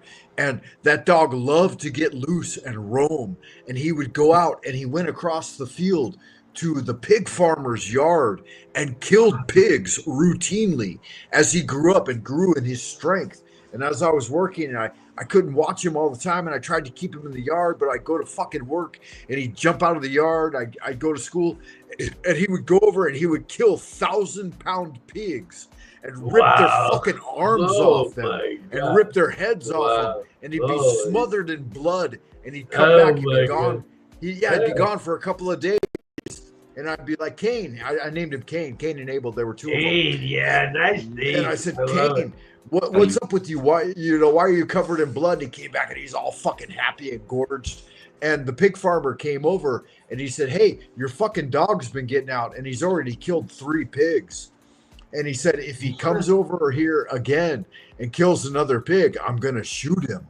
And I said, oh, fuck, I can hardly keep him in the yard. And a sheriff down the road, said, hey, if you give him to me, I can train him up and make him a police dog. And I said, no, I want to keep him. I love him. I love holding him and I love my dog, and I'm going to feed him and he won't get out again, And about a couple of weeks later, he was right over there again, ripping fucking pig legs off and just enjoying those 1,000-pound pigs. Imagine a 100-pound dog can rip the fucking legs off of 1,000-pound pigs. And we're talking like $500 a pig. It's not a small thing. And so he killed the dog. He strung him up with like a wire. He like caught him in a trap and shot him a couple of times. Yeah. And I went out there and I found him in the woods and he was out by the pig farm and he was like, he was necked up with a wire and his head was being cut off and he had a couple of fucking shotgun blasts to his chest. And I was like, that's what fucking happens. You eat too many pigs, you're going to end up dead. Okay, so that's one. That was my. Let me tell you. Let me finish. That was my first big heartbreak with an animal, and I realized that it's a vicious fucking world out there. And I hear veggie heads all the time. Where eat the fucking vegetables, eat the roots, and I'm like, motherfucker, you get out there. There isn't a single goddamn animal that will not devour you. From tip to toe, from stern to fucking finish. They will, whether it's a worm or a fucking squirrel or a dog or a cat. If you drop dead right now, your fucking cats are going to eat your corpse. Most animals can give you a pretty bad bite. I got one more. We had a parrot. Her name was Sweetie Pie, and we also brought her from San Diego. And we had her on in a big giant fucking iron cage out on the porch. And Sweetie Pie stayed with us forever. Parrots, Amazonian parrots can live to like 90 years old. And she outlived everyone. Everyone died. And she dropped dead like 2 weeks before my mother passed. And my mom, she went in, she took a picture. She found her at the bottom of the cage, dead. And she said, this is a sign that we all have to pass into the abodes of the beyond, right? And I said, no, not necessarily. Just because Sweetie Pie died, she was like, I don't know, in her 70s or something. And she'd been hanging around forever. And seeing the corpse of that bird was more shocking than anything I'd ever seen. Just because those birds live so long. And she was the one constant from my birth into my 50s. She was around 50 fucking years. That bird was there. No cat lives that long. No dog lives that long. Yeah. Fuck, half the family, people I aren't they? know didn't live They that become long, family. right? Part of the family. Big deal. These deal. birds, brother Frank, these birds live longer than we will ever dream to live. Like a turtle. There's fucking turtles that live 100 years, Brother, listen to me, brother. You know what? That bird was there watching over you, brother. You goddamn straight he was. That bird was watching over you, baby. Guess what? You're still alive. Yes, you are. You know why? That bird was watching over you. You goddamn straight he was. Yeah, here's the upshot, too. I've seen that bird in Dreamland, and it's the size of a fucking Tyrannosaurus Rex. That bird was looking through the window at me. Giant fucking bird. Giant beak. Yeah, unfucking believable. Like ripping over there. In Dreamland. Yeah, those birds have powerful spirits, man. You've never seen anything like it. It's unfucking believable. Really is. It's a thing. You're It's talking a about thing to be literally when seen. you were dreaming one night, or when you'd just taken DMT.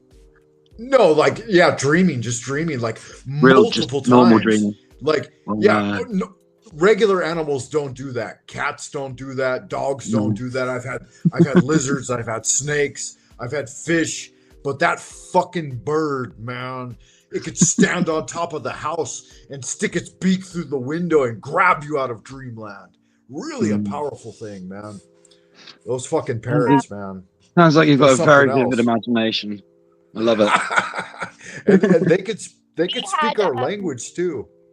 We had two little cockatiels. They're like the little rosy-cheeked yellow ones. They're small, they're like parrots, and they whistle. They'll mimic you and stuff. We named them Daisy and Duke, and we had them for like close to, I guess it would have been about 15 years. They live quite long for smaller birds. And what's really funny is Daisy died before Duke died, and we had tried to have babies, and they kept laying eggs, but then there was like the eggs wouldn't hatch. But after Daisy died, then Duke started laying eggs. They were both females, and they were like one of them just was like more butch, I guess. But they were both laying eggs, and they couldn't have babies. That's interesting. Sweetie Pie only laid one egg in her entire fucking life, and it was after we got Chinese snow chickens, and we put them in the yard, and they were laying eggs every day. And then like the next spring, she laid her first and only egg because she saw other birds doing it. So monkey see, monkey do. You know. I'm gonna take eggs out to the yard to look at the chickens because we have some baby chicks. And they will, like Billy here. He sees old fucking Frank Monday smoking a goddamn blunt. Next thing you know, he's lighting up a blunt. Right? It's monkey see, monkey do, man. And we're all about it. Do, baby. Yeah. Here's the thing. Look at Frank. Look at Frank. Look at you, Frank. Or like they say, imitation is the sincerest form of flattery. Indeed. And look at the rooster. Look at the rooster. So we generally become more like what the things we admire. What we pay attention to, right? And that's a part of the reticular activating system. Like we're 75% visual. So what we focus on, like we become. It's a genuine thing, right? Have you ever done a visualization board, Frank? I have, yeah. Vision boards, absolutely. In fact, just real quick to tell you a story about a vision board I did when I first came over to China. One of the things was like expanding my family, wife and kids, all of this, and I drew it all out. I did like a minivan, an apartment. I did the old smiley wife with kids type of thing, and let's see, there was a couple of other items on there. And after doing a vision board, like the succession of manifestation was so fucking rapid that it was unbelievable. You just have to cross things off like in like it's fast. Vision boards absolutely work. Like they just keep things. They keep things in mind, don't they? They're just there. Right. They're always there. Whenever you want to look at them. I put mine on the back of my front door, so every time I left the house, it was there. Cool. Yeah. When I come back in and hang my coat, it's right there. Yeah. Makes sense, man. Frank, can I ask Ricardo a question? Ricardo. Of course. Where you at, baby? Where you at, baby? I'm in the south coast of on the south coast of England. Okay. In Dorset. Let me ask you, why are you there? Because it's a beach town. It's the most beautiful beach in the country. Let me ask you, are you a sailor? Incredible. Do you have a boat? I'm not a sailor. No, I don't have a boat. No, I've been out on boats a few times. I'm not, I can swim, but I'm not a great swimmer. I prefer being close to the water than in the water. I love going out, walking out on the pier, you know, watching a sunset, you know, getting. Let me ask you a question, sir. What makes you want to like get up and like live again the next day? What drives you? What drives you? What Me? drives you for the next day? What I'm on the drives spot, you? mate. Just the good things in life, man. Love, all the things I love, music and beauty. You know, I'm attracted to beauty in so many ways, and I think that's a good marker. Absolutely. And you had keeping mentioned fit, you know, just staying fit in all ways, mentally, physically, and spiritually. You know, Who's your favorite band? Who's your favorite band? My favorite band at the moment, probably Coldplay. It used to be Metallica. Man, Metallica kind of lost me I can dig like Coldplay after the Black Album. Sure. They just lost me. Okay, what do you think about Depeche Mode? Depeche Mode are awesome. Yeah. I've listened to a lot of their music. One of my favorite bands. Ultra is my album. Frank, what is your favorite band? What do you think? It's hard to say because each stage in life brings something a little different, right? But if I went from the ground up, I'd be like, as a kid, I was funk and like ghetto inner LA, NWA, gangster rap, DJ Quick. That shit as well. Yeah. I was listening to all of it. I was listening to all of it, brother. As I emerged out of that, it would be classic rock, the Eagles. Eagles. Yeah, Eagles is like a great band that I love too. Absolutely. Okay. Then I transitioned into hair bands. What about the Doors? Yeah, the Doors, certainly. And then I transitioned into hair bands like Kiss. Can you imagine, Frank? Whitesnake. Listen to this, Frank and Ricardo and Zephyr. Listen. But my all-time favorite has got to be Iron Maiden. That's great. That's great. I knew I was listening to them. Brother, I was listening to them when I was 15 with my jam box. Listen to me though, for real, dude. Hey, like, you mentioned for real. Okay. I did some punk too. I did Circle Jerks, Sex Pistols, Agent Orange, Black Flag.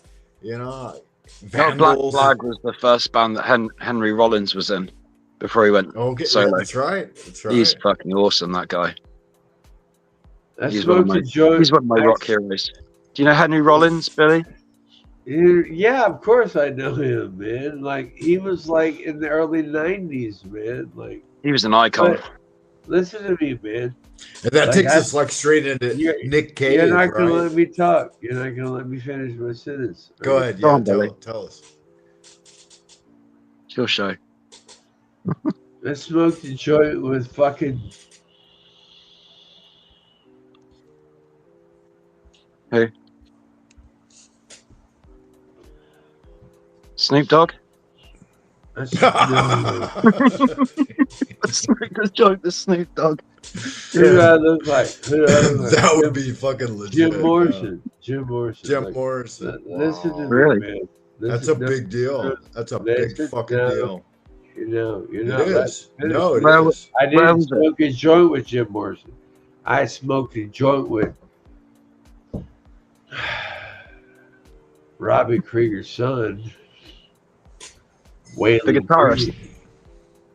Yeah, and I was right there. I shook his hand like 3 times. Dude. I was like, "Oh my god!" I'm gonna tell you the truth. What year was that, dude? The year was 2000. It's like 2000. 25 years ago. Okay. And I was a long time ago. You know what? You know what happened? Listen, Frank Monday. What happened? Tell me. I don't remember anything from 2000. After you tell the story, I got one for you. Okay, so let me finish the story. I've got one for you as well. Go ahead. I was like, okay, fuck, man. Like, I love the Doors, man. I'm like, fuck, I love the Doors, right? And I'm in a Rush tribute band, right? I'm like, fuck, yeah. it didn't even matter about the Rush Trivia, but I was just like, because I was a musician, right? I was a guitar player. No. Guess what? And I love Austin, Texas, the strip there. And guess what happened? Tell me what happened.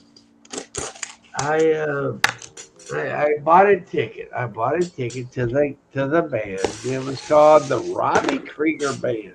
It was called the Robbie Krieger Band. And Robbie Krieger, of course, is Sorry, the my guitar signal's a bit player crap. for the can't see Doors. that. And guess what happened?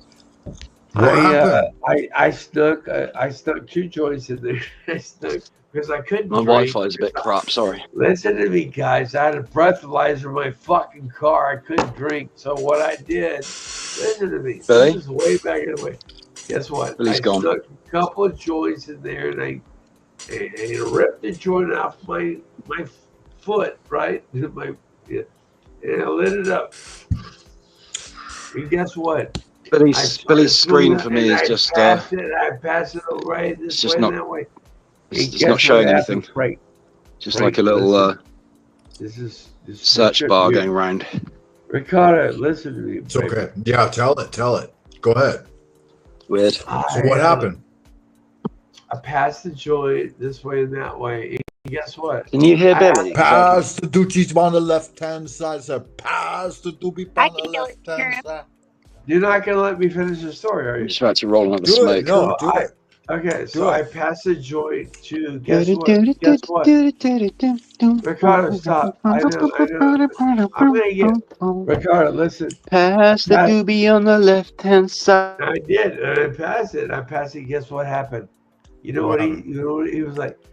He was like, we passed the joint. I passed the joint, and guess what happened?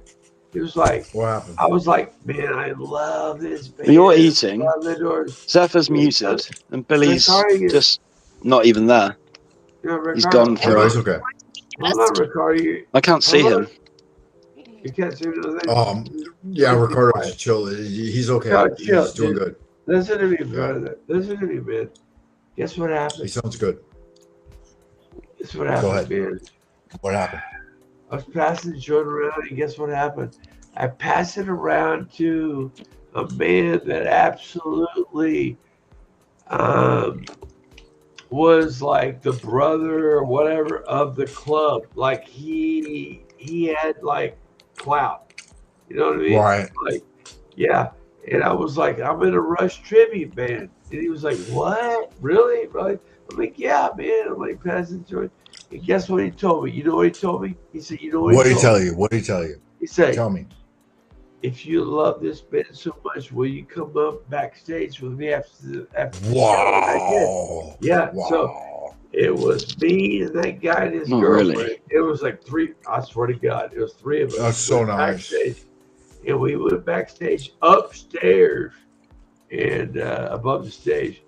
And guess what happened? I fucking I don't know. smoked a joint with Waylon Krieger. Wow. Waylon Krieger. And by That's the so way, nice. he is actually 2 years younger than me, but guess what? Me and him are really fine. We're both fine boys, you know. But yeah, I smoked the joint with him. That's dynamite, man. I fucking love Nah, that. Hold What on, a Frank. treat. What a Frank, treat. hold on. Frank, not even that. Like, it wasn't even about all that. Like fucking Robbie Krieger was like sitting next to me, like on the fucking couch, and I was like, I shook his head like 3 or 4 times, like, and I passed a joint to him. You know what he said? I don't smoke, I don't drink. I'm like, what? And this is when he was, hold on. He was 53 years old at the time, and he had quit it all. And look at him now. He is now 78 years old. And guess what? He's still going. The reason he's still going is because he quit it all. He quit all the smoking and drinking and all that. But by the way, my favorite band is The Doors, by the way. And I love Van Halen, but The Doors are my favorite band. Yeah, it's a big deal. Thank you so much for that, man.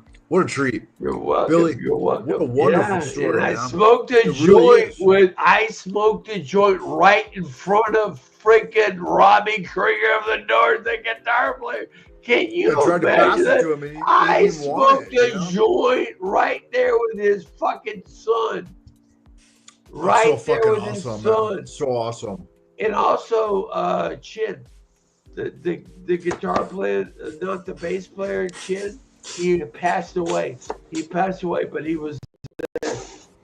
Let me tell you one now. Let me tell you fucking one, man. Yes, sir. I was with a guy in Muscle Shoals, a guy from Texas. He's from Dallas. Yes, sir. And he was living in northern Alabama, going to the University of Alabama. Yeah. And we were friends. We were roommates. We were living together. And he had a tribute band for Nick Cave, a Nick Cave tribute band. Darren Hammer, his little brother's name was Kevin Hammer. And he took me over to Billy Ray Cyrus's house, the guy who did fucking Achy Breaky Heart. Yeah. You know, he just fucking buried. Let me tell you this story. Let me tell you this story, man. I didn't even know who the motherfucker was, right? I had no idea. You break your heart. I love him. Yeah. I had no idea, man. I'm a fucking ghetto baby gangster rap fucking hardcore slayer. You're a and he great takes me over there, right? He takes me over there. There's about 5 of us, and we're all fucking drunk and on acid. And he says, this guy wrote Achy Breaky Heart. I have no idea. I don't give a fuck, right? And he's got a wall full of guitars, right? And we're over there, and they're jamming together. And the guy's, he's there, and I'm in the room, and they're all fucking playing guitar and like doing riffs and shit. And the guy gives him an Ovation electric acoustic guitar to take home as a gift. And he says, I'm going to give this to you. Fucking, I love you. Hammer Brothers, we're all fucking half drunk and just like tripping out, right? And he drives us back. He's got a Buick Century. Yeah. And he drives us back to our apartment at Polynesian Village. And I ended up with that Ovation. My buddy gave me that fucking Ovation, right? Yeah. And I played that motherfucking guitar, and it saved me from suicide.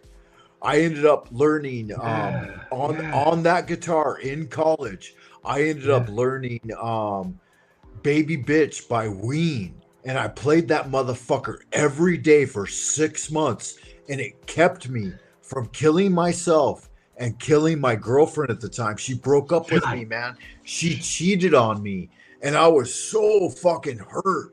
Like spiritually, I had my gun, man. I wanted to go kill her, and then I was gonna kill myself. And he's like, "You don't need to fucking do that, Frank. You need to take this Ovation." And he gave me that Ovation, and I got that Ovation. To this day, it's still in my house back in Tennessee, man. I still have that fucking guitar. And that's a real story, man. A real fucking story. You know what? I'm so happy you didn't do it. What a thing. Billy Ray Cyrus saved my life. Yeah, Billy by way Billy of Ray Darren Hammer. Okay, so He Billy Ray saved my Cyrus, life, brother, with a guitar. With a Billy guitar. Do you know that Billy Ray Cyrus Muscle Shoals, fucking Alabama, brother. That guy just got involved. He just got involved with a really nice was there. lady. I was fucking there, man.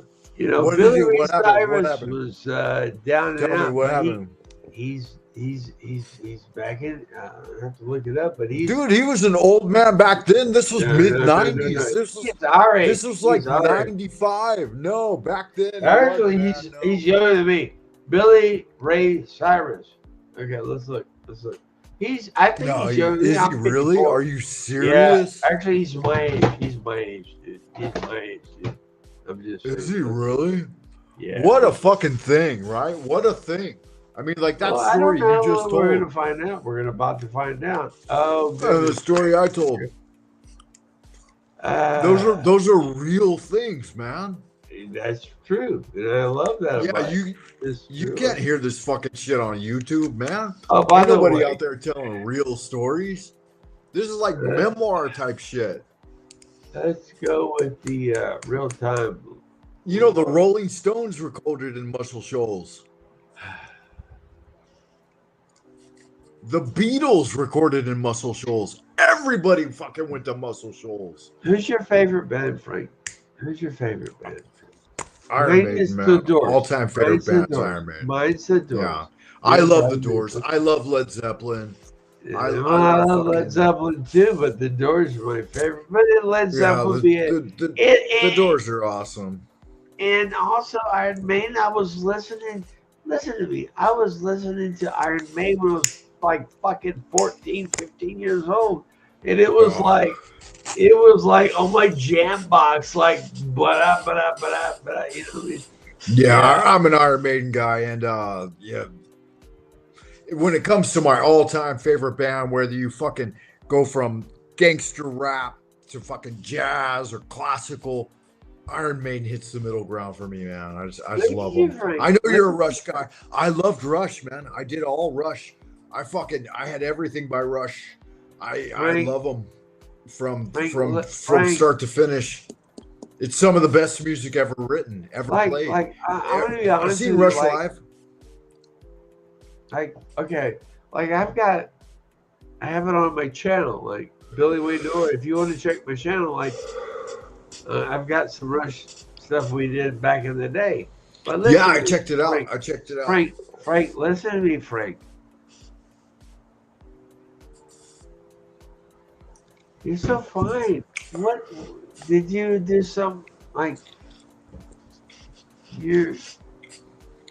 Frank? You're my age, right? Yeah. Like a little younger. You said you were 51? 73, yeah. So I'm 50, 52. 53 this year. Okay, so you're 73, so I'm 71. But look at you go. Look how fine you are. Look at you. Look at you. You're I'm so just greasy. fine. Look at I'm you. greasy. I'm eating all this fried chicken. But look how fried chicken and watermelon, baby. What you talking about? So here's the thing. Listen, Frank. This is what broke my heart. Okay, Jim Morrison of the Doors. He died. He died 3 or 4 months after I was born. You understand? He died. Yeah. When I feel like it's his heart, his soul came into me. I know you're gonna go blah blah blah blah blah, but I feel like his soul and his heart came into me. The reason is because I do respect him so much that I can and I will support him. And I love the Doors. You know, that sort of thing. What do you think about it? I think that's a real thing, man. I think that he was first and foremost a poet. His poetry was unbelievably beautiful, and it touched the zeitgeist, right? The spirit of the time. Yeah. And I think that's a big deal, man. And that's a big revelation for you to make here on live television with everybody watching. You know, that's something. I honestly, other than like Eazy-E and DJ Quick, you know, Sweet Black Pussy, I don't know of anyone that touched me that way. But they did, you know, woke up quick at about noon. Just thought that I had to be in Compton soon. So I was a ghetto baby, man. I grew up on that fucking that West You look Coast. like you look like you remind me of. There's a couple of actors you remind me of. You remind me of Kurt Cobain, man. You look like a well-aged, mature Kurt Cobain, man. That's what I'm saying. Rob Lowe. Yeah, Rob is Lowe. The other one, and the other actor, like, oh my God, what's the actor? It's like if Kurt would have fucking lived past that bitch that killed him, right? Do you think Courtney fucking Love put the fucking muzzle of the barrel in Kurt's mouth and pulled the trigger? No. You don't think so? Really? No, really? no. Really? I think he did. I think she did. I think she fucking 86'd him. She would never have had that. No, because the reason is she came out with a baked cake after that, and she would have never done that to him. I don't know, man. I've met blonde broads like that, man. I've met gals like that in LA that would have thought nothing. Okay, nothing Frank, of Frank, fucking blowing your goddamn head off. Frank, we can look Yeah, okay. back. Frank, it's your channel, right? It's your channel. We can go back and look. If you want, we can go back and look at, Kurt Cobain's psyche when he was at that point in time, because the reason we can do it is it's your channel. If you want to do it, let's go. Is this your channel, sir? I don't know if it's Yes, it is. Yes, it is. Okay. Well, here's the thing. Here's the thing. I've been in situation with gals. Like I had a buddy. His name was Cameron, and he got big on the nitrous oxide. I don't know if you're familiar with like doing whippets and stuff like that. He's like, Yeah. That was a big deal. And so I went out with him one time, and we took a big nitrous oxide from the dentist's office, and we brought it back. Yeah, we had a huge party. We had a couple of kegs of Heineken. We were out by the pool. Yeah. And homie ended up freezing his fucking lungs and depriving his brain of oxygen. Yeah. And he was dead at 22, man. 22 years old. Yeah, I never did that. I never did it. My brother, I heard my brother was doing it, but he got off of it. But he's still alive, thank God. But, yeah, and now it's like a big thing right now too in the States. Like, young kids are, they're revamping it. It's Easter. It's the resurrection of the Christ. You do a whippet. You have a good time. Here's the thing is. So shit happens. Shit happens. Okay, here's the thing is. Okay, I've got to open my new beer. Oh my God, I've got another fucking, what do you call my it? God, Oh, China. It's another China beer. There you go. Is that where it came from? Ranger. Yeah. It's a Buddha Ranger. Yeah. Anyways, I don't know where they make it.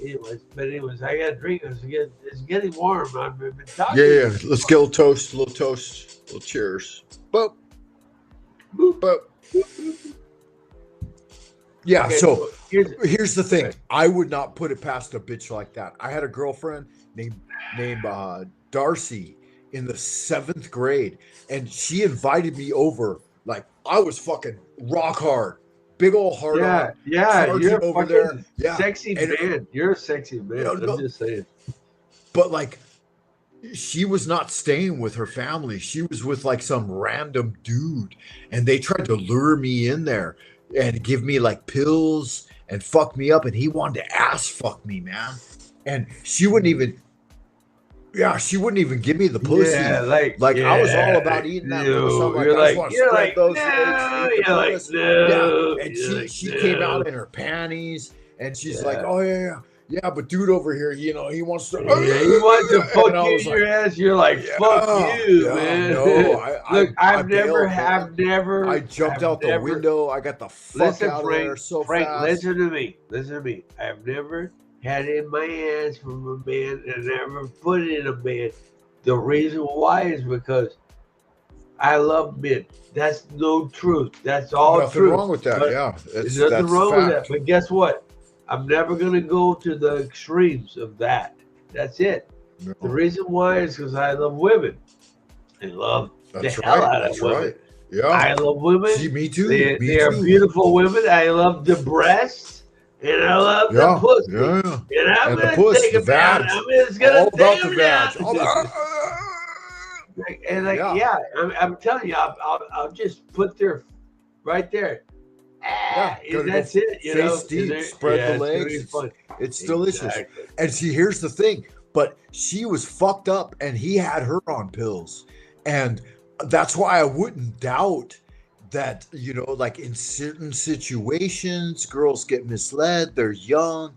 They're on certain drugs. They got older guys talking in their ear. That's why I think it's possible. Because I know fellas like him that got fucking 86'd, man, by broads. And it happens, man. It happens. But anyway, that's my 2 cents. It never happened to me. It never happened to me. You might be right, yeah. Listen to me. I love men, but I love women more, okay?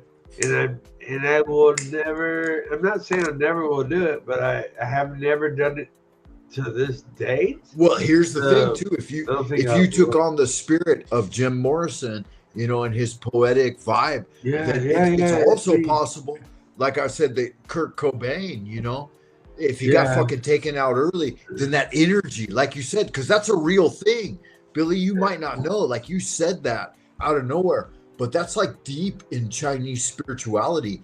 That when a young man, a young talented artist, is murdered or killed or dies, that their energy does generate into the populace, and certain people pick up that spirit, you know, they pick up that spirit. Let's swim to the moon.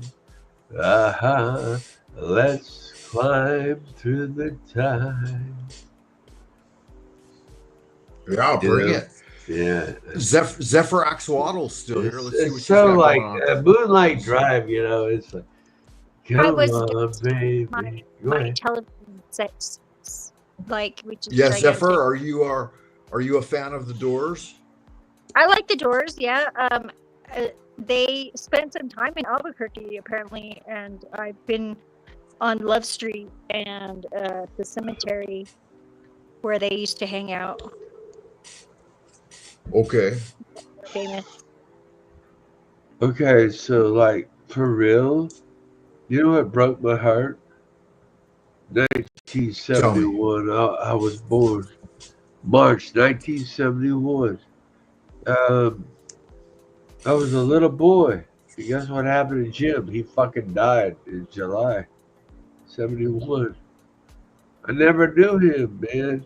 But guess what? I was able to smoke a joint with Robbie Krieger of the Doors, the guitar player that wrote "Light My Fire." I smoked a joint with his gosh darn son.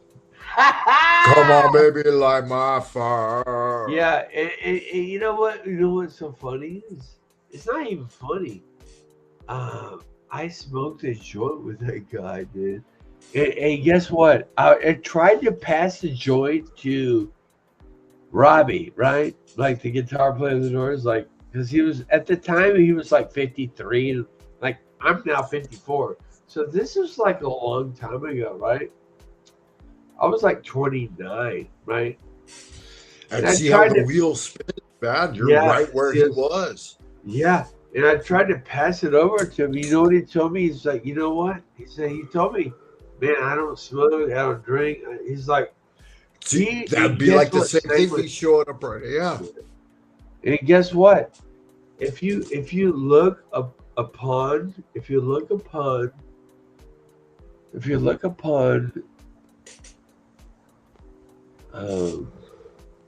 like Robbie and his band, you will see that he don't smoke, he don't drink, he don't smoke, he don't drink, and that's for like since then he hadn't done it.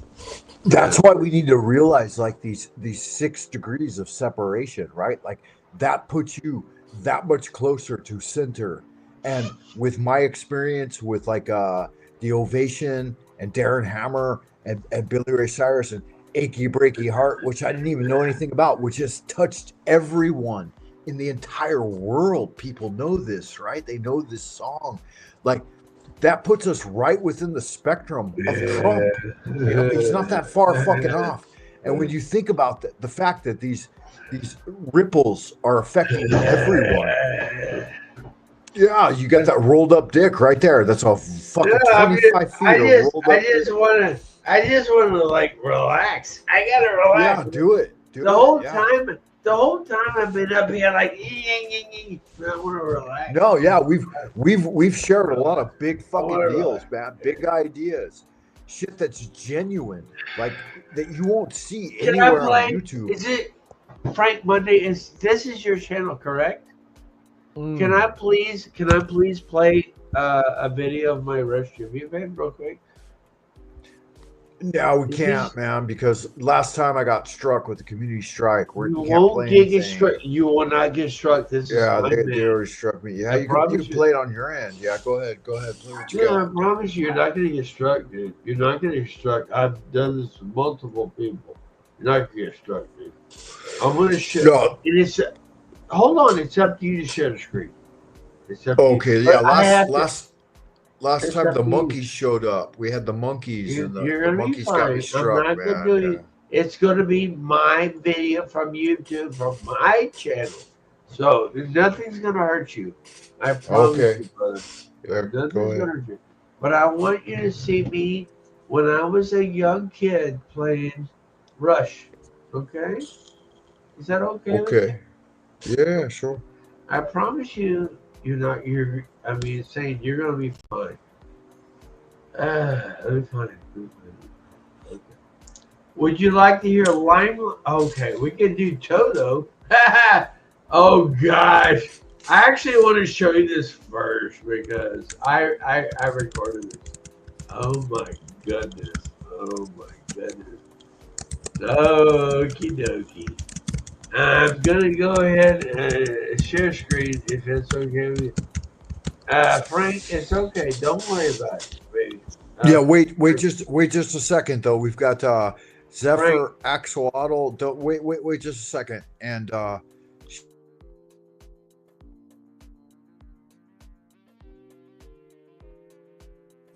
Zephyr, thanks for stopping by. Good to see you. I hope you have a lovely evening. Any final words before you head out into the abodes of the night?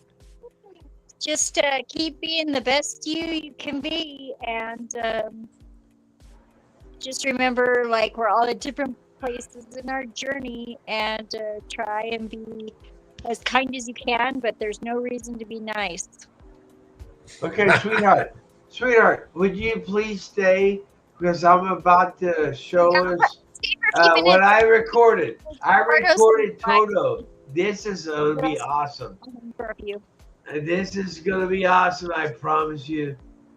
Here we go. Let's go. Let's go. I promise you. It's only the first two songs, but I did it. Guys, if you don't mind. That's where I grew up, almost. That's the Utah part. Billy the Kid. This is me. All right, guys, Billy the Kid, Norwood. We're here at the site of the Texas Trust Theater, Credit Union Theater, and we're here. Here we are with the GoPro 9, guys. There you go. We're at the Texas Trust Credit Union Theater at Grand Prairie. It used to be called the Verizon. A little intro, Now guys. it is the Texas Trust Credit Union Theater. That is the sponsor, and we are here. We are live.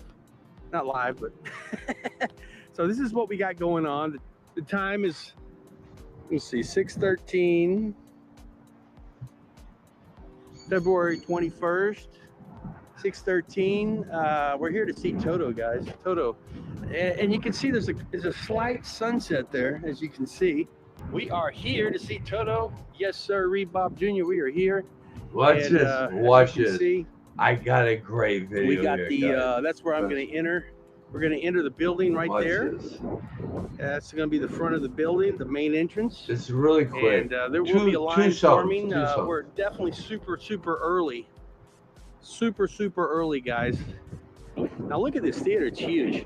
This theater holds a little over 6,300 people. Wow, those clouds look nice. So we're going to be in there. We're going to be in there. That's really pretty. Yeah, we're going to be in that. We're going to be there. Second level. And, very nice, very nice, very pretty. Very nice, row, by the way. Nice, so it should be really good seats. Huge. Let's do it, guys. Look at me go. Look at me go, Frank. Look at me go, Frank. Look at me go, Frank. Really appreciate you. Look at me go, Frank. Look at me, Frank. I'm here. I'm an old man. We're here to see Toto, man. No, Steve Luger there. This is like a couple years ago, Joseph Frank. Williams and the crew. Yeah. Man, we're gonna have a great concert, this guys. This isn't something you can usually see on YouTube. Watch this. Let's go. Watch it. You're gonna be amazed. Guys. Watch this. We'll catch you in the. We're gonna catch you in the theater. Gorgeous. Watch this, Frank. Watch this, Frank. I promise What do you, you got there? Frank, What's you're going gonna on? love What is it. that? Frank, I promise What you're is gonna love this. What is that? At least I get all the crowd. It's a good bit. I put Yeah, all it's the nice. crowd. I Beautiful. put all the crowd out there. Yeah, I'm a good videographer. Yeah, it's huge. Yeah.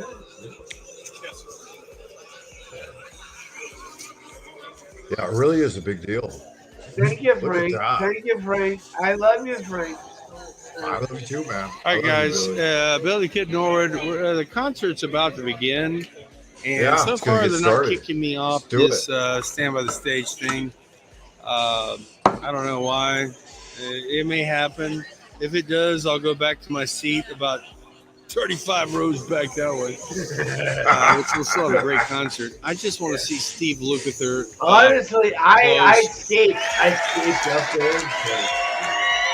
Yeah, it's beautiful. You really got some good stuff here. Joseph, we love you, man. We love you.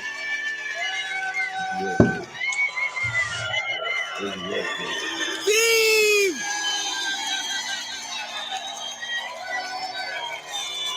Yeah, kind of a big deal, huh? Watch this.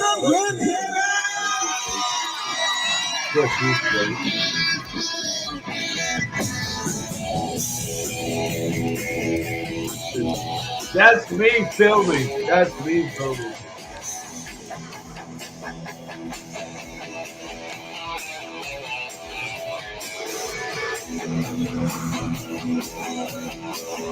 Yeah, it's really nice. That's the first song. The second song, you're gonna know. Yeah, it's so good. Wow, so you were right there. I'm right on the stage, baby. I'm right on the stage. Look at that. I'm right on the stage, baby. With my Motorola Edge. Yeah, it's dynamite. Yeah, not bad for Motorola.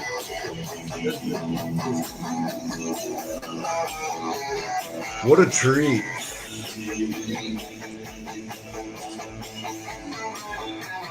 Watch this. Look at that. Yeah. That's Steve Lukather. Steve Lukather is my brother. I love him.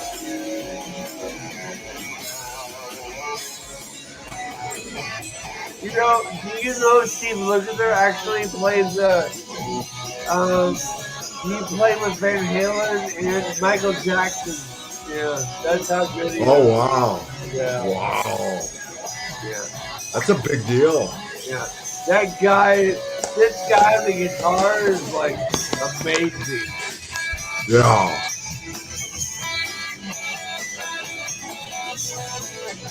And he can sing too. He sings really well too. Yeah. It's dynamite. I'm recording this from the stage. Right there on the front. Yeah, of course you are. One more What a song rip. after this. The next song, you're gonna know the next song. Okay. You're gonna know the next song, guys. This song, I really didn't know it too much, but it's a good song. But the next song you will know. Because it's played on the radio a lot.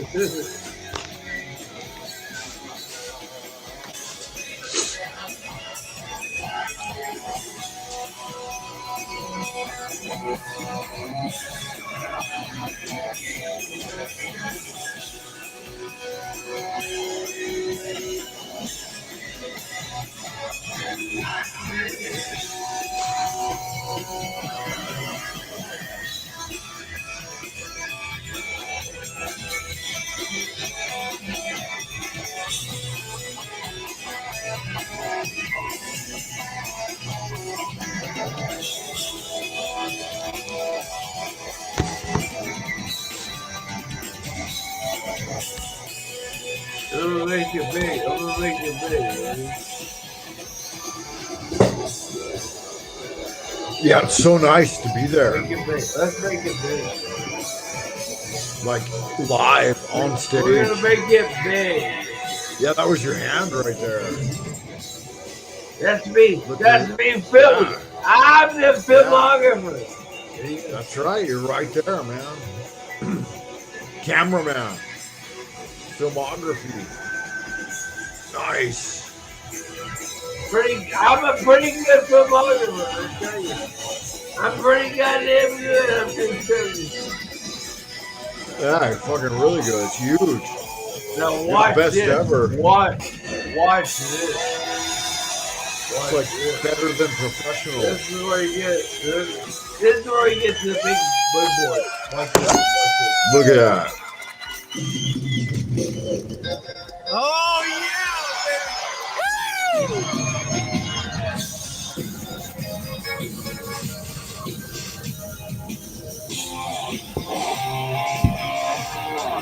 Yeah.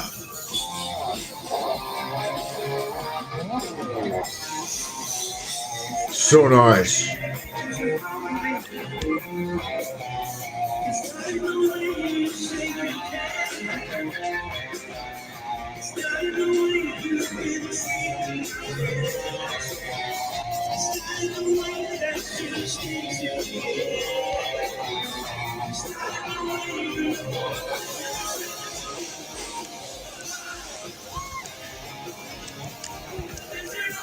I'm filming this. Remember, I'm filming this. I'm the filmographer.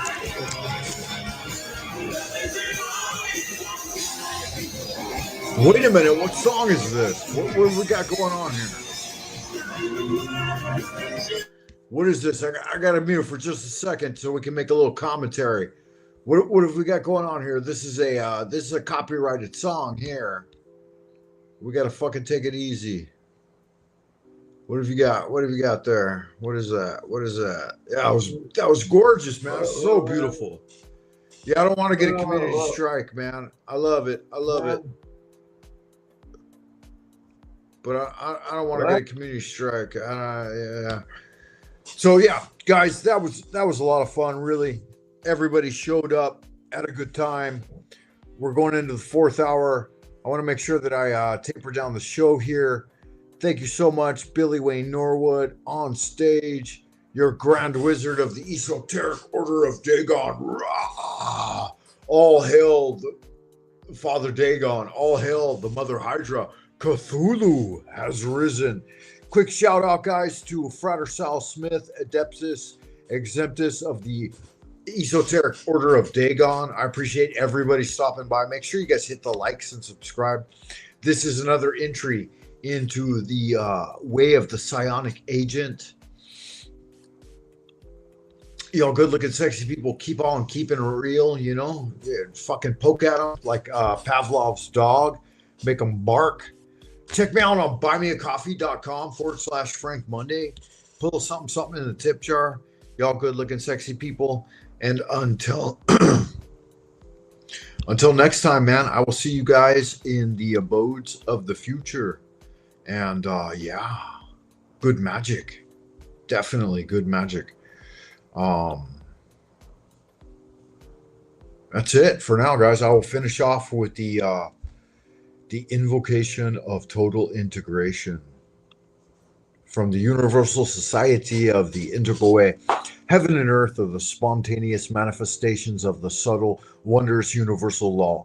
As the original oneness expresses itself, gross and subtle energies become distinctly divided. Our bodily caves are brightly illuminated by the mysterious light from the 3 sources, our 3 Dantian, bridge points leading to immortality. The powerful spirits of the 8 directions can join our being with the true origin of life. By the absolute order of the divine Ling Bao in the highest to 9th heaven, send the positive energies of Qianluo, Dana, Duncan, and Taishuan to destroy our spiritual obstacles and debilitate any evil influence. This order is given by the highest sovereignty. It is a jade oracle from the subtle origin. I invoke with strong sincerity to drive away the demons and evils and lengthen my healthy years. The attained spirits respond. The evil demon king Mo Wong is chained to stand as my garden servant. The positive atmosphere has been generated, dispersing all negativity. The Qi of Tao is everlasting. So it is commanded and confirmed. So mote it be. Amen. Remember, O neophyte, goodness alone is power. Silence is strength. Will regaineth omnipotence, and love lieth at the foundation. Dare to know and remain silent. Until next time, guys, keep on keeping on, and make sure to do good magic ad astra per aspera. Until next time, I will see you in the abodes of the future. Bye for now.